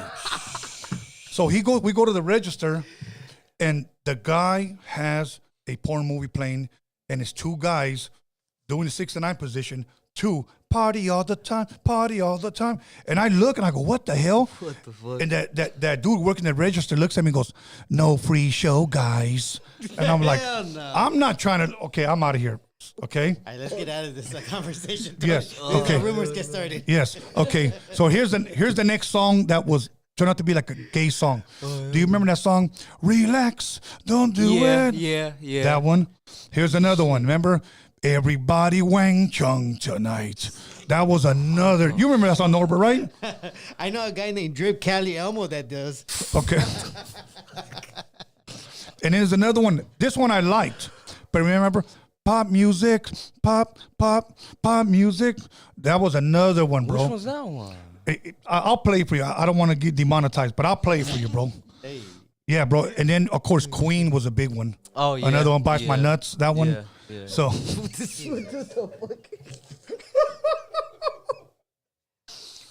Yeah, bro. But Queen was another. But I will say this. Did you ever see Bohemian Rhapsody, the movie about Queen? Okay, I'll be honest with you. There's some gay scenes that he could have left out, but it's a good movie, bro. It's a good movie. Yeah, so yeah. I will say, check it out, bro. He had a mansion full of cats, and every cat had like their own fucking bedroom. What the fuck? Yeah, bro. Hey, you know what song I don't like that the gays took was that Man Eater song. Yo, she's a maniac, man. man. No, she's a man eater. Okay, She's sing it for us, Norbert. You got the voice. She. I think she's a man eater. She eats man all the time. She eats man all the time. Hey, Man. I don't know how- No, kid, that's not Daryl Hall and John Oates, is it? She's a man eater. Yeah, look it up. Daryl Hall, John Oates. Man eater. I think that's the one. Shit, man.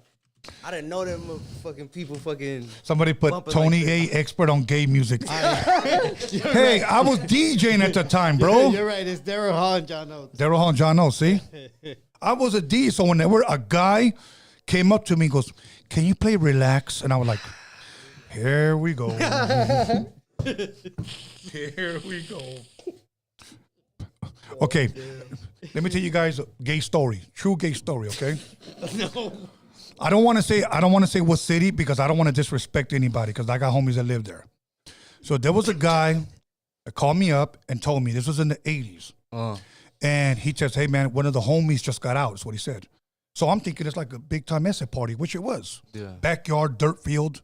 And one of the homies got out. He said, we're going to have Pisto there, man. We want to come through. We like the way you DJ. Yeah, man, bring all the oldie rolas. And okay, cool.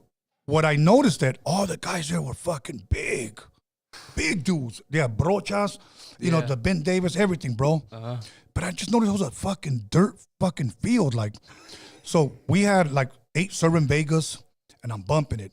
And then this one dude comes up to me and goes, hey, man, do me a favor. And I was like, what? He goes, play War. And I said, bro, I got the dance floor like packed right now. What song do you want to hear? Play the whole fucking album. That's what he told me, bro. And he was trying to push up on me. And I'm looking at, and I'm not seeing like any girls. There's probably about 150 dudes there. So I'm thinking, okay, I'm about to get fucked up. Let me go ahead and play War. So I did it smart, and I'm going to tell you DJs how to do it. So what I did, I lowered the music down. Everybody starts looking at me, and he wanted to hear Don't Let No One Get You Down, okay? Okay. So I play it.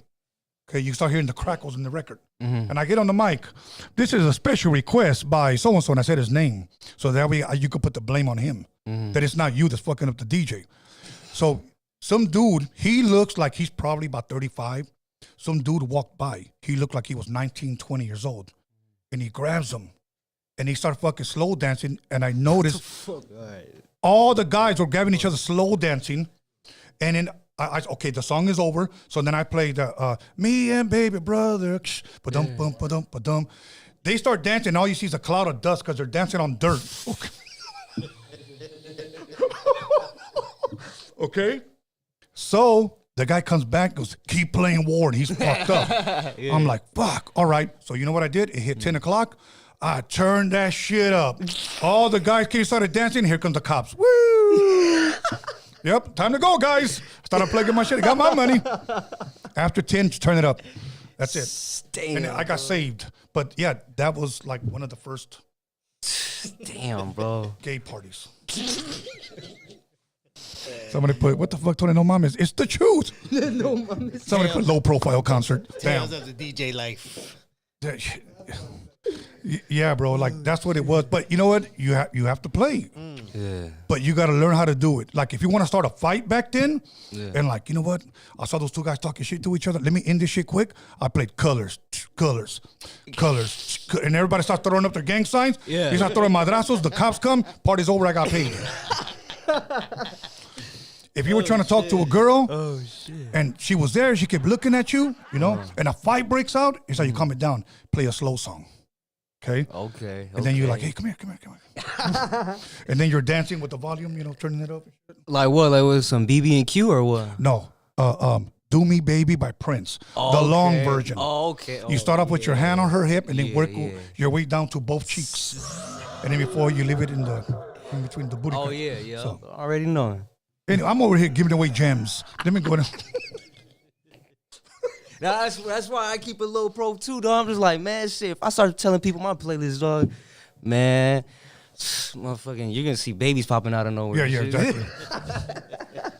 But now, but Norbert, so what was your favorite all-time gay song you were saying? None, Tony. Tony, you know they're gonna clip this and they're gonna make fun of us, man. They're gonna. That's how rumors get started, Norbert. That's how rumors get started. Okay. Somebody said sounded like he DJ'd a Diddy party. No Diddy. Hey. Oh man. Okay. Besides Bohemian Rhapsody, any good movies lately you've watched? Any good movie? Doesn't matter what genre of movie, horror, comedy. Oh, like what is, since your music, your taste in music is very, very old school, and then some of the new stuff you like spitters. When it comes to movies, are you the same way with the movies? Like, do you like old school movies? Oh, I do, definitely. I feel like, I mean, don't get me wrong, some production could be a little bit better, you know, some acting is a little bit predictable. But I mean, for the most part, shit, I fucking love shit from the 80s and 90s, bro. To be honest, shit, I know the most obvious one would be like Colors, right? But if we were to really, really start fucking, you know, going to the 80s, I guess, let me see, Night of the Walking Dead. Okay. Where the zombies are actually fucking running, you know? Right. That's just tight, you know what I mean? Yeah. It's always cool to have somebody dead chasing you. Oh, bro. Man, you should see my comments. Okay. Yeah, but yeah, bro, it's just shit like that, you know. If it'll be like an 80s movie, it'll be that one. A 90s one, Into Deep. Into Deep. With LL Cool J, where he's okay, I like think it's deep cover. Remember, I can feel it. Oh yeah, that one. That motherfucker's hard as fuck. Man, there's a gang of movies, bro. That's just like, it's just too fly. You know what I mean? But I mean, if I really had to be like on some like, it's my favorite shit will be top 5 favorite movies of all time. I'm putting on the spot. Top 5. Shit. Okay, that's a good question. They don't have to be in order. Just like, let me give you some of mine, and then maybe that will jog your memory. Okay. All right. One of them, obviously, and this is no particular order, is Carlitos Way with Al Pacino. Yeah. Right. One of my all-time favorite movies, top 5. Gladiator. I have to say 1, part 2 sucked, but Gladiator 1 with Russell Crowe. Okay. There's another one. There's another Gladiator that came out. Yeah, it just came out. Don't waste your time. Nah. Oh, shit. Wait till it comes out on video or Fire Stick it. Okay. So Gladiator 1, and then I want to say there's a movie called The Pianist. I don't know if you've ever seen it. I've heard it. Yeah. Okay. Matthew, is it Matthew Brody or something like that? Yes. Okay, him. He's in it. So that's 3. I want to say, and I'm gonna throw this in there because I just loved his cinematography. Schindler's List. I don't know if you've ever seen it. Yeah. Okay. Yeah. Steven Spielberg production. And of course, one of my last ones, and I'm going blank on this one. 9 to 5.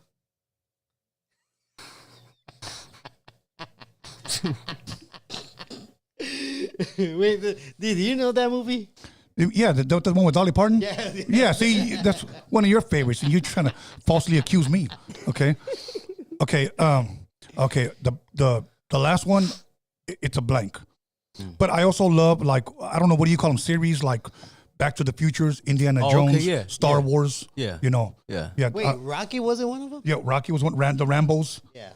The Rambos, you know, I like that kind of stuff. But like you, like, what are your all-time 5, or at least what are the ones that come to your mind? All-time favorite movies. Shit, off bat would probably be like Boyz N the Hood, A Bronx Tale. Oh, that's a good one. New Jack City. Damn.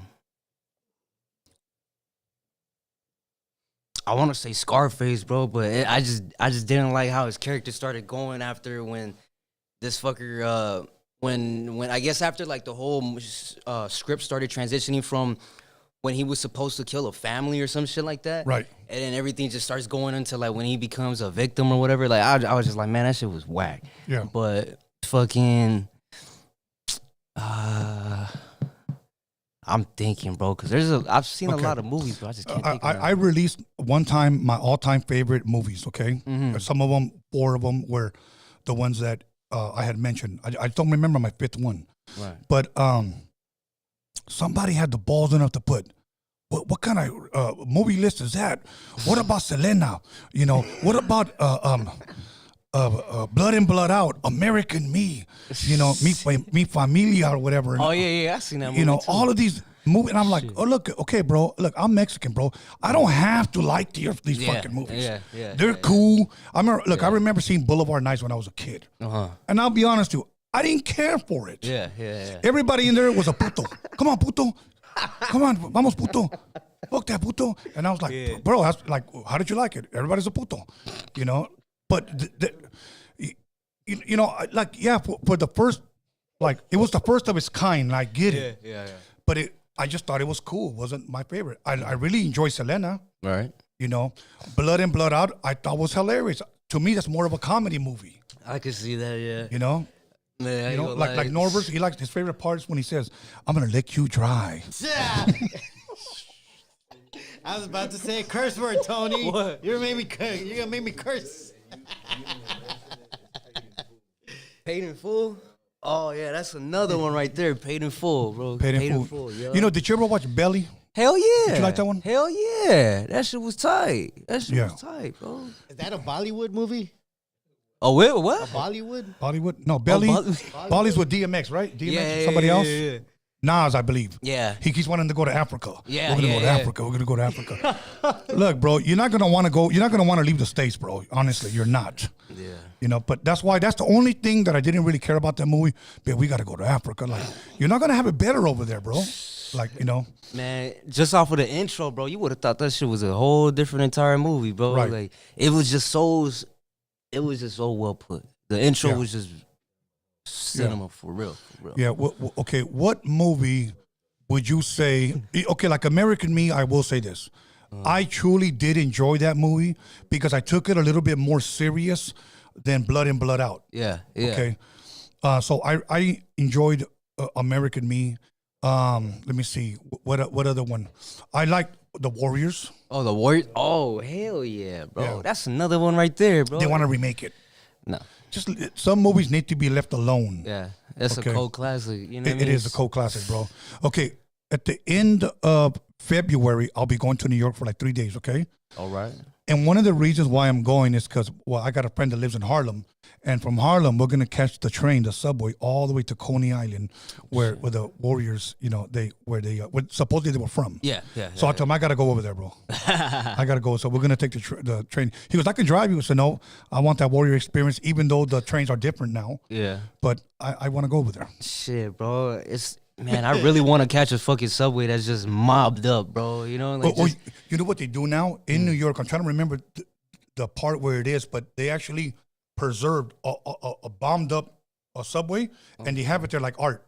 really? It actually looks pretty dope, bro. Oh shit! What the fuck? Yeah, it's pretty dope. But and I'm gonna tell you what they do have, okay? And this is interesting.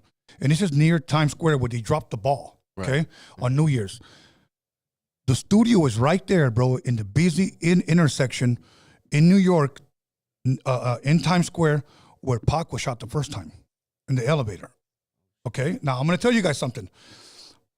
Now that P. Diddy's arrested, they ought to look into those cameras. And I'm gonna tell you why. Because they have cameras everywhere, though, bro. Everywhere they have cameras.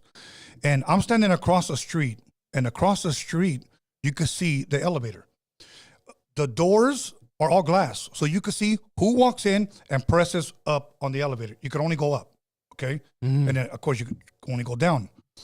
So whoever did it, you could have been seen by these cameras. And there's no footage. Okay? So, and think about this. Here, P. Diddy was given the keys to New York by the crooked-ass mayor that gave it to him, okay? Is it possible that you have people in high places that you make sure that footage never gets out? Yes. Okay? And the reason why I brought that up to my home in New York was because, like, about a year or two ago, they had a car that ran into a bank right there at the corner. So what they did, they put little poles right there so that nobody could drive another car to that bank. He explained that to me, and I said, he goes, you remember seeing the footage on TV? And I go, yeah. I go, but isn't it funny that we have this footage, but that footage from across the street right there never existed? Think about that. Somebody hid something. Yeah. So. Shit, I think about this shit fucking damn near every time I bump some Pop, bro. Like, I'm just like, bro, there's no possibility that people don't have no evidence on certain things. I mean, I could go on this whole fucking rabbit hole, you know. I got all these theories, you know. Tupac conspiracy. Yeah, bro. I got theories for days, but you know, one thing that I will point out, bro, is that cameras are everywhere. So for someone to really just get away like that, I just don't think it's possible. Especially not someone of that caliber being touched like that. Right. You know, it just don't make sense. No, especially even the murder of Big, you know what I'm saying? Right. Or at least they try to make it seem whatever. I mean, again, That's just my opinion. You know what I mean? Just my opinion. I got all kinds of theories, like I said, but I just feel like there's just no possibility that you can't get away with even just harming anybody, Right. and just not face anything, unless you're really that slick motherfucker. You know what I mean? Right. Like there's very few people like that, but you know. Yeah. Yeah. What's another good movie, bro, that we could recommend? Brokeback. See? He got his back broke before, that's why. Hey, Norbert, relax. Don't do it.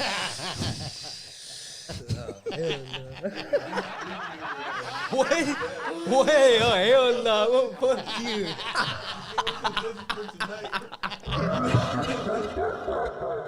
Okay, let me give you a comedy movie that I believe is really underrated, and I believe it's a cult classic.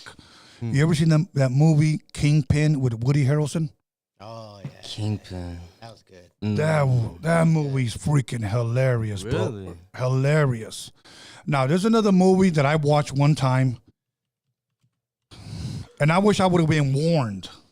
Why? Okay, Dirk Diggler and Boogie Nights. Oh, Boogie.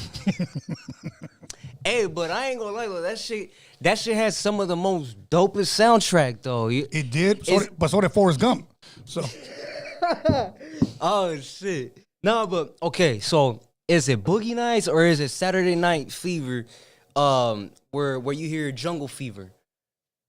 that's well, they might have put it in both, but they did have it in no, you know what? It wasn't Jungle Fever. It was the Fifth of Beethoven. I'm trying to remember the name of the group. But I do think now it's probably be Boogie Nights, Jungle Fever. Yeah. Shit, Yeah. bro. Man, dog, that fucking song is just something else. Yeah. Like I said, it's just certain Yeah. grooves, bro. That you And know. then Disco Inferno, man, or something. Oh yeah, Okay, that one was in Saturday Night Fever. Shit, man, don't get me started talking about disco, bro, man. Man, fuck, I'll bust out some Donna Summer. You know what I mean? Straight Okay. up. Oh yeah, it is Boogie Nights that had Jungle Fever. Oh yeah. Oh, that's that shit there. Oh shit.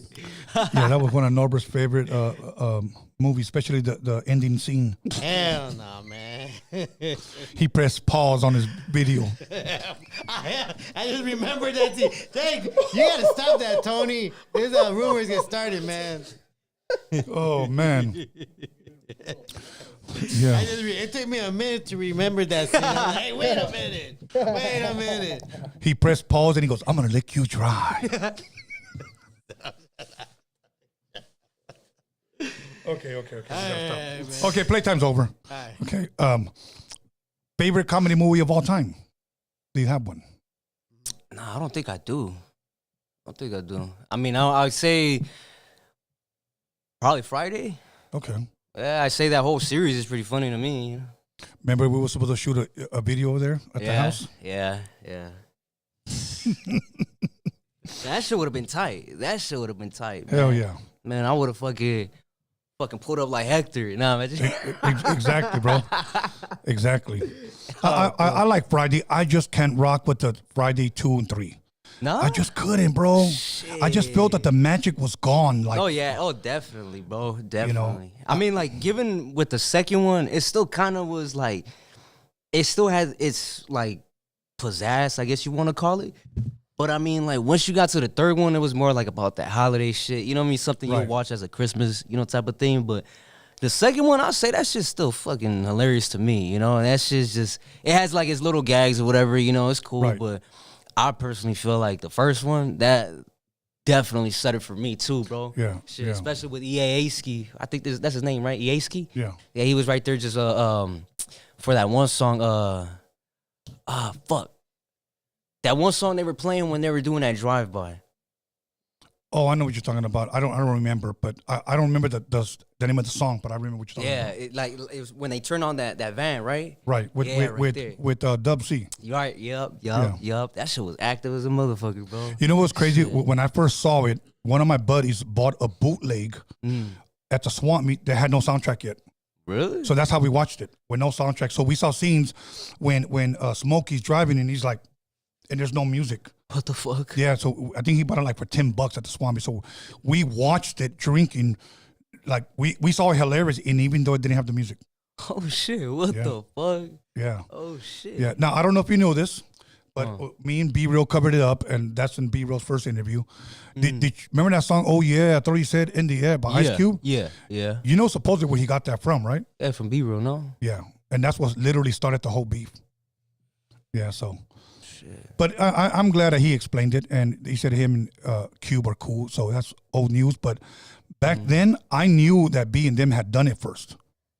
I knew that because, well, I don't want to dig myself a hole with Cube, because they asked me the West Coast best rapper, and I said Ice Cube was the West Coast best rapper ever,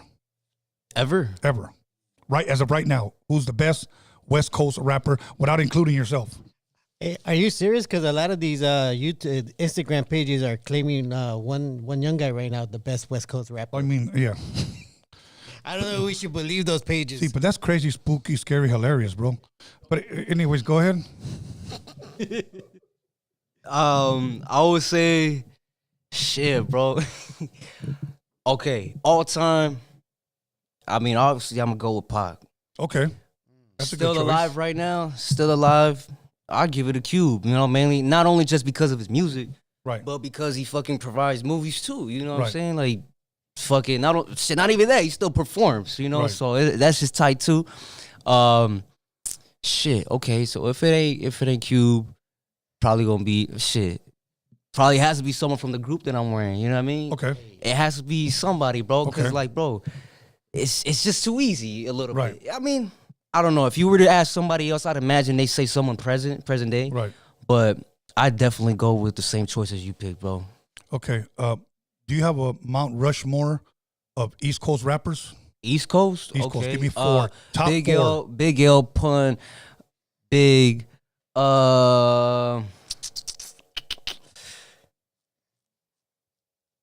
shit. I was gonna say Afura, but Uh-huh. I don't even think he's from the East Coast. I think he's from Jersey. I'm not too sure. You Well, know. that is an East Coast, so that would be. Let me see. Mob Deep. Okay. Now mine are gonna be different because mine are more like from, like me growing up. So of course one would be Chuck D for Public Enemy. Right. Okay, I just loved like his preaching style. I would have to say, Rakim, KRS, Okay. and one just goes older because I just thought he was the king of rap when I was in junior high school. Curtis Blow. Okay. Curtis Blow. All right. Shit. So- Okay. Hell yeah. So All right. those are my all-time four. Of course, there's more. I mean, you can mention Third Base. You can mention Heavy D. Oh yeah. You know, oh Spoonie yeah. G. Oh, Heavy D. Yeah. Hey, you know he was a boxer. No, Heavy D was a boxer. That's why he was so light on his feet. that's what I was about to say. He was light on his feet 'cause that boy could dance. Oh bro. hell yeah, like a motherfucker. I'm gonna tell you who also could dance too was MC Search, and I'm trying to remember the other guys from I just said their names. Third Base. Shit. No Yeah, shit. they were dope dancers too, bro. They were dope dancers, and Damn. back then everybody got down, bro. like You know? Man, the first person I seen do that shit was Big Daddy Kane too. Yep. Him. Shit. I'm gonna tell you something that a lot of people probably never seen, and just would just probably hear. I got to see NWA perform twice, if not three times. Okay, NWA on certain parts of their songs, they had dance routines, bro. Yeah. They had dance routines, and the crowd would go fucking crazy, bro. Of course, they were clowning, Yeah. but they had dance routines. They all got on the line and started doing like their little dance routines, Yeah. and the crowd will go crazy, bro. Yeah. Tony, can you do that one more time? Hey, party all the time. Party all the time. Okay. No, he's just trying to get me back. Okay. So that was it. But I missed on my fucking train of thought. While you think about that, we do have a poll that's been up for 55 minutes. He says a poll. Hey, the poll was, what is your favorite? And the options were tacos, burritos, and Taco Bell.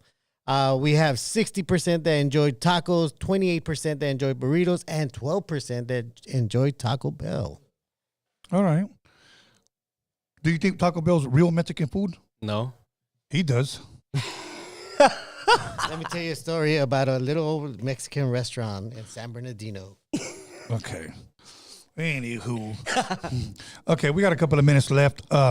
Okay, East Coast, West Coast. Anybody from down south? Are you a fan of anybody from down south? Master P. Let me see. 3-6 Mafia. Project Pat.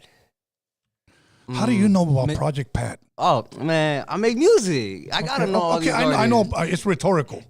So Shit. Mr. 3-2.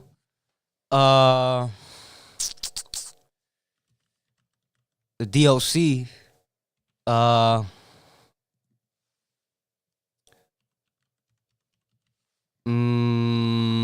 you I say included Big Hog. You included the DOC. Wow, that's dope. Hell yeah. Big Hog. Somebody say mystical. Fat Pat. Mystical shit. No, I count him as No Limit, so Master P for sure. You know what's funny? That your generation would mention all those guys, and you know who you guys always leave out? And I don't think it's disrespect. Who? The Ghetto Boys. Oh, Scarface, yeah. Bushwick Bill. Yeah, you're right. Damn, that didn't even cross my mind. Oh yeah. Oh, my bad. All right. Spencer. Are you a Lil Wayne fan? I mean, I used to be. I used to like his old shit. Yeah, I'd be lying if I said I didn't. You know, mainly because, of course, that was during the time when he was still like super popping, right? Like 2010, 2009 when he first got out, whatever. I like that song A Milli. Shit, what's the other one? His mixtapes, No Ceilings and all that shit. That shit was pretty tight. You know, he has a lot of dope shit. You know, don't get me wrong, his new stuff. No, I wouldn't say I'm the biggest fan of, but I would say I like this old style better. Okay. Let me see. Well, let me ask you, did you ever grow up, and I'm sure you did, watching Spanish movies, like Spanish novelas, Canal 34, 52? I mean, I did. I just don't remember the names. Don mainly 'cause- Francisco. Yeah, oh yeah. Man, that shit was every day. It was religious in my house, damn near, you know, but... You know, I mainly grew up the same way as everybody else. You know what I mean? Like, I walk in through the room and all I see is just novelas on the fucking TV and my mom and my grandma right there just eating, watching, you know? You notice that every time you walk in, it's cabrona.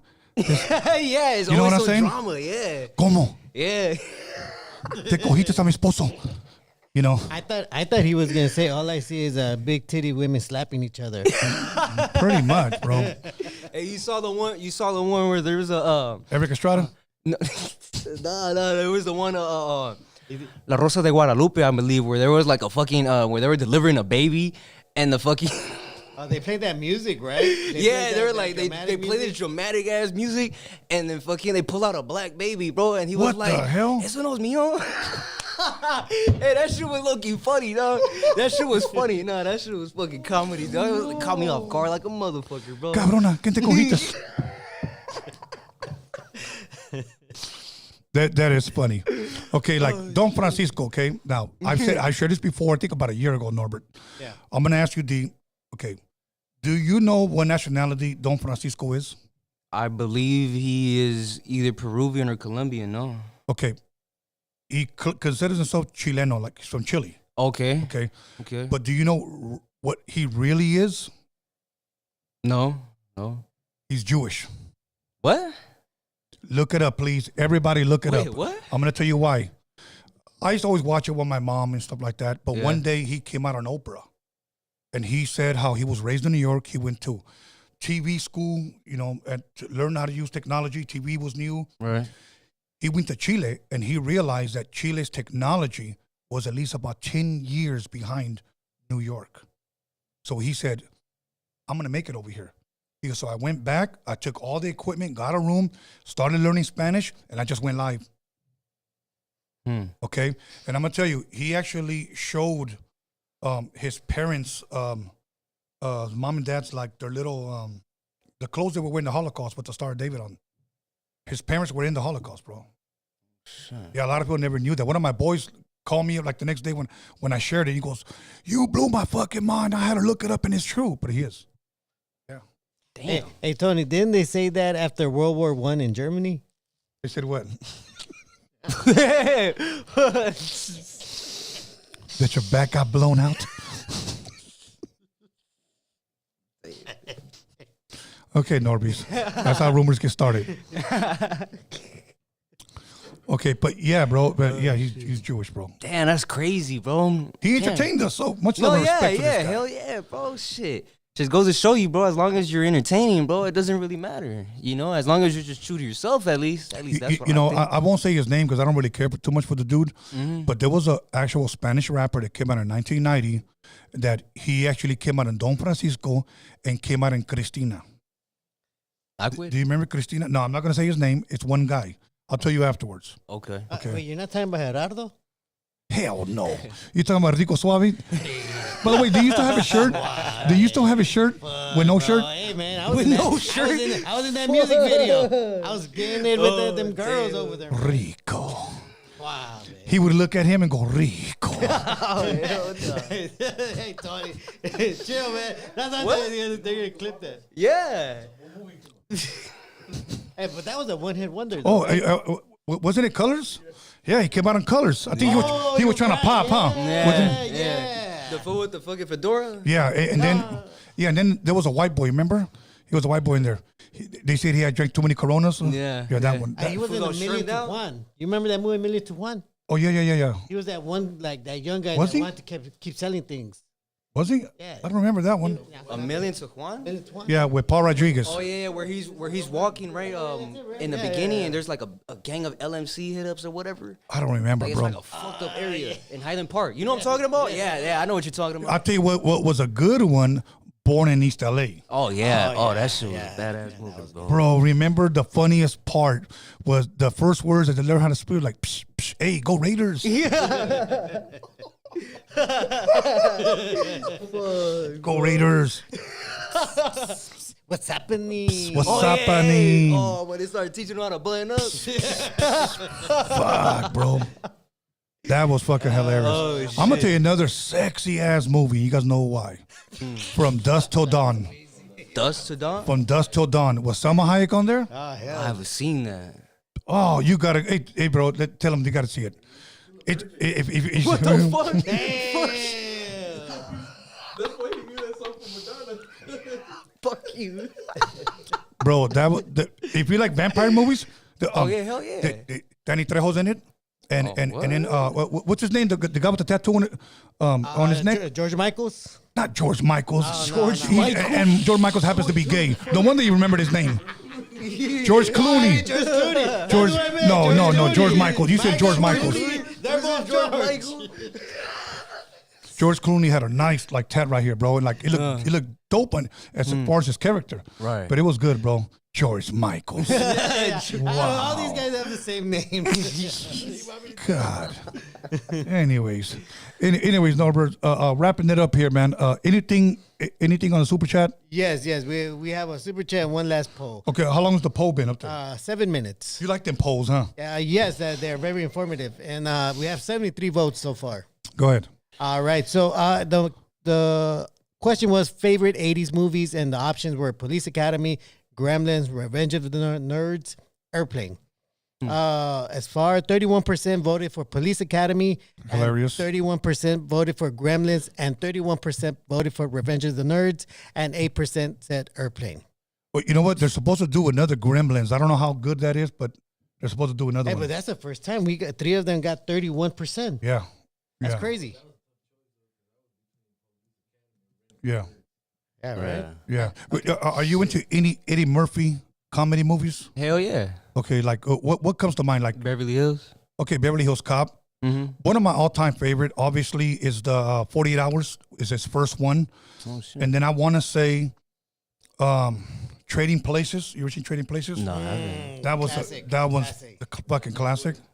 And then my all-time favorite comedy movie of all time is Coming to America. Oh yeah. Hell yeah. Man, bro.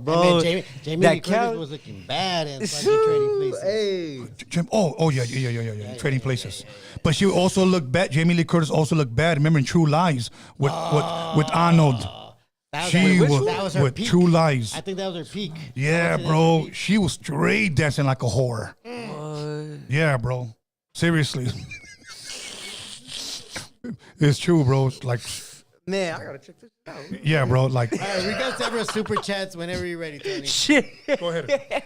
All right, Carlos M dropped $9.99. He says, "Welcome back, D. I'm your number one fan out of everyone. I run your fan page. I used to call and send messages to shit. Tony, always asking for you. You really got me through a lot in my life. Favorite song is Not Too Young."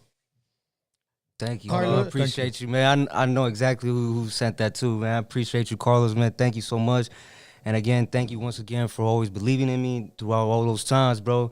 And I do read your messages. I do check out every time you do respond. You always tap in, bro. I appreciate that. Again, thank you one more time, bro. Appreciate that. On the real. Since he did say that, I do apologize to all the people I have not responded in messages because I haven't caught up. Sorry. But Carlos M dropped another $1.99 and said, "What's the front tattoo on your chest called?" What? The front tattoo on your chest called. What did you? That's what he has. I mean, the one on my chest, like the one saying my neighborhood. oh, that's what it is? Yeah, Okay. I mean, I just got my neighborhood tatted on me on my chest. Oh, okay. Yeah. 94M dropped $1.99. Glad Mr. D came back. Have a blessed week, fellas. Oh, Thank good. you, thank you. Likewise, brother. Thank you. Carlos M dropped $4.99. Said, "Want to hear a dark song by D? Listen to Watch Your Back." Watch your back. All right. 805 Plumbing, and it doesn't show me the rest of his name, but dropped $2. He says, "Rest in peace. Freddie Risk is the stunt double in Brokeback." 805 Plumbing and something dropped another $2. Says, "Rest in peace, Freddie Risk. Butt Busters Part 1 and 2." Bug Busters. That's Okay. what he said. You know what's another good one? Do you like Chevy Chase in Fletch? You ever see that movie Fletch? It's a good movie. Sounds familiar, one. bro. Yeah. It sounds familiar. That's a good one. Other than that, D, anything you want to talk about, bro? Because like right now, like I don't want to keep going because people are saying, "Oh, that this is a gay version of Rodeo Radio." I told you that people start spreading rumors. It's all good though. We're having fun. That's what we're having fun. Everybody, thank you. So, see, Norbert brings that element, man. I mean, shit, bro. To be honest, I don't really got much to say except probably just thanking a couple of people, bro. If it's possible, if I could. No, go. Well, but last question, and somebody texted me this. Can they expect new music from you this year, 2025? Yeah, of course. I'm still gonna keep making music. However, again, to reiterate what I said earlier, I'm gonna proceed with music. I'm not saying I'm gonna stop. What did stop was almost I guess you could say that that thought of me just already being there, and I didn't have to fucking work as much. I didn't have to do as much. I didn't have to go as hard. You know, I didn't have to really just put my hands on the steering wheel. In other words, I have to really go back, take full responsibility on a lot of shit, and then pretty much just start from the ground back up. You know, that's, again, like I said, music ain't gonna stop. My passion for it ain't gonna stop. So, you know, it's just likely for it to just keep proceeding, you know. So again, stay tuned for a lot of my music. It's still gonna keep popping. It's still gonna keep dropping. It ain't stopping, you know. So like I said, just stay tuned, keep it locked, you know, and that's all I can say about that. All good, all good. Anything else for us, Norbert? If not, then I'll just give my shout outs. All right, that's going to be it for now. Okay, I want to thank everybody on the live chat, everybody who gave in the super chat, everybody who decided not to be on the live chat. Much love and respect to you guys. I know I didn't promote this, but I just wanted to give you guys a surprise. I DM'd a few of you that are, you know, near and dear to me to let you guys know that I was going live. I just didn't say who. But yeah, you know, next time, if there is a next time, I will definitely promote it, let you guys know, and let you guys call in and have some calls. But I just wanted some time to reflect on everything that we had started. And it was an adventure for me. I'm sure it was for him. And, you know, I think whatever we did release was meant to be released, and it did what it was supposed to do. Right. Other than that, I wish D nothing but the best. I also want to thank my team. Norbert, once again, I want to thank the Hip Hop Jedi. I want to thank my son, B. Scanless. I want to thank Marvelous Inc., Alex Cervantes, Cervantes Enterprise, and once again, Forever Genesis. She'll be performing in Bakersfield. She's releasing her album February 14th on Valentine's Day. You can pre-order it now, vinyl, CDs, and also it's going to be on all platforms. but her first show would be in her hometown of Bakersfield on February 15th, along with MC Magic, Little Rob, and Baby Bash. So you guys go ahead and get your tickets because that show is going to be sold out. I'm telling you that, guys, that right now. It's going to be sold out. But other than that, much love and respect to all of you guys. Thank you for everybody that tuned in on the live and everybody who's going to tune in later on. So once again, Mr. D, thank you for coming through. Much love and respect, my bro. Likewise. God bless you guys. Take care of yourself. Take care of your family. And we are out of here. Take us away.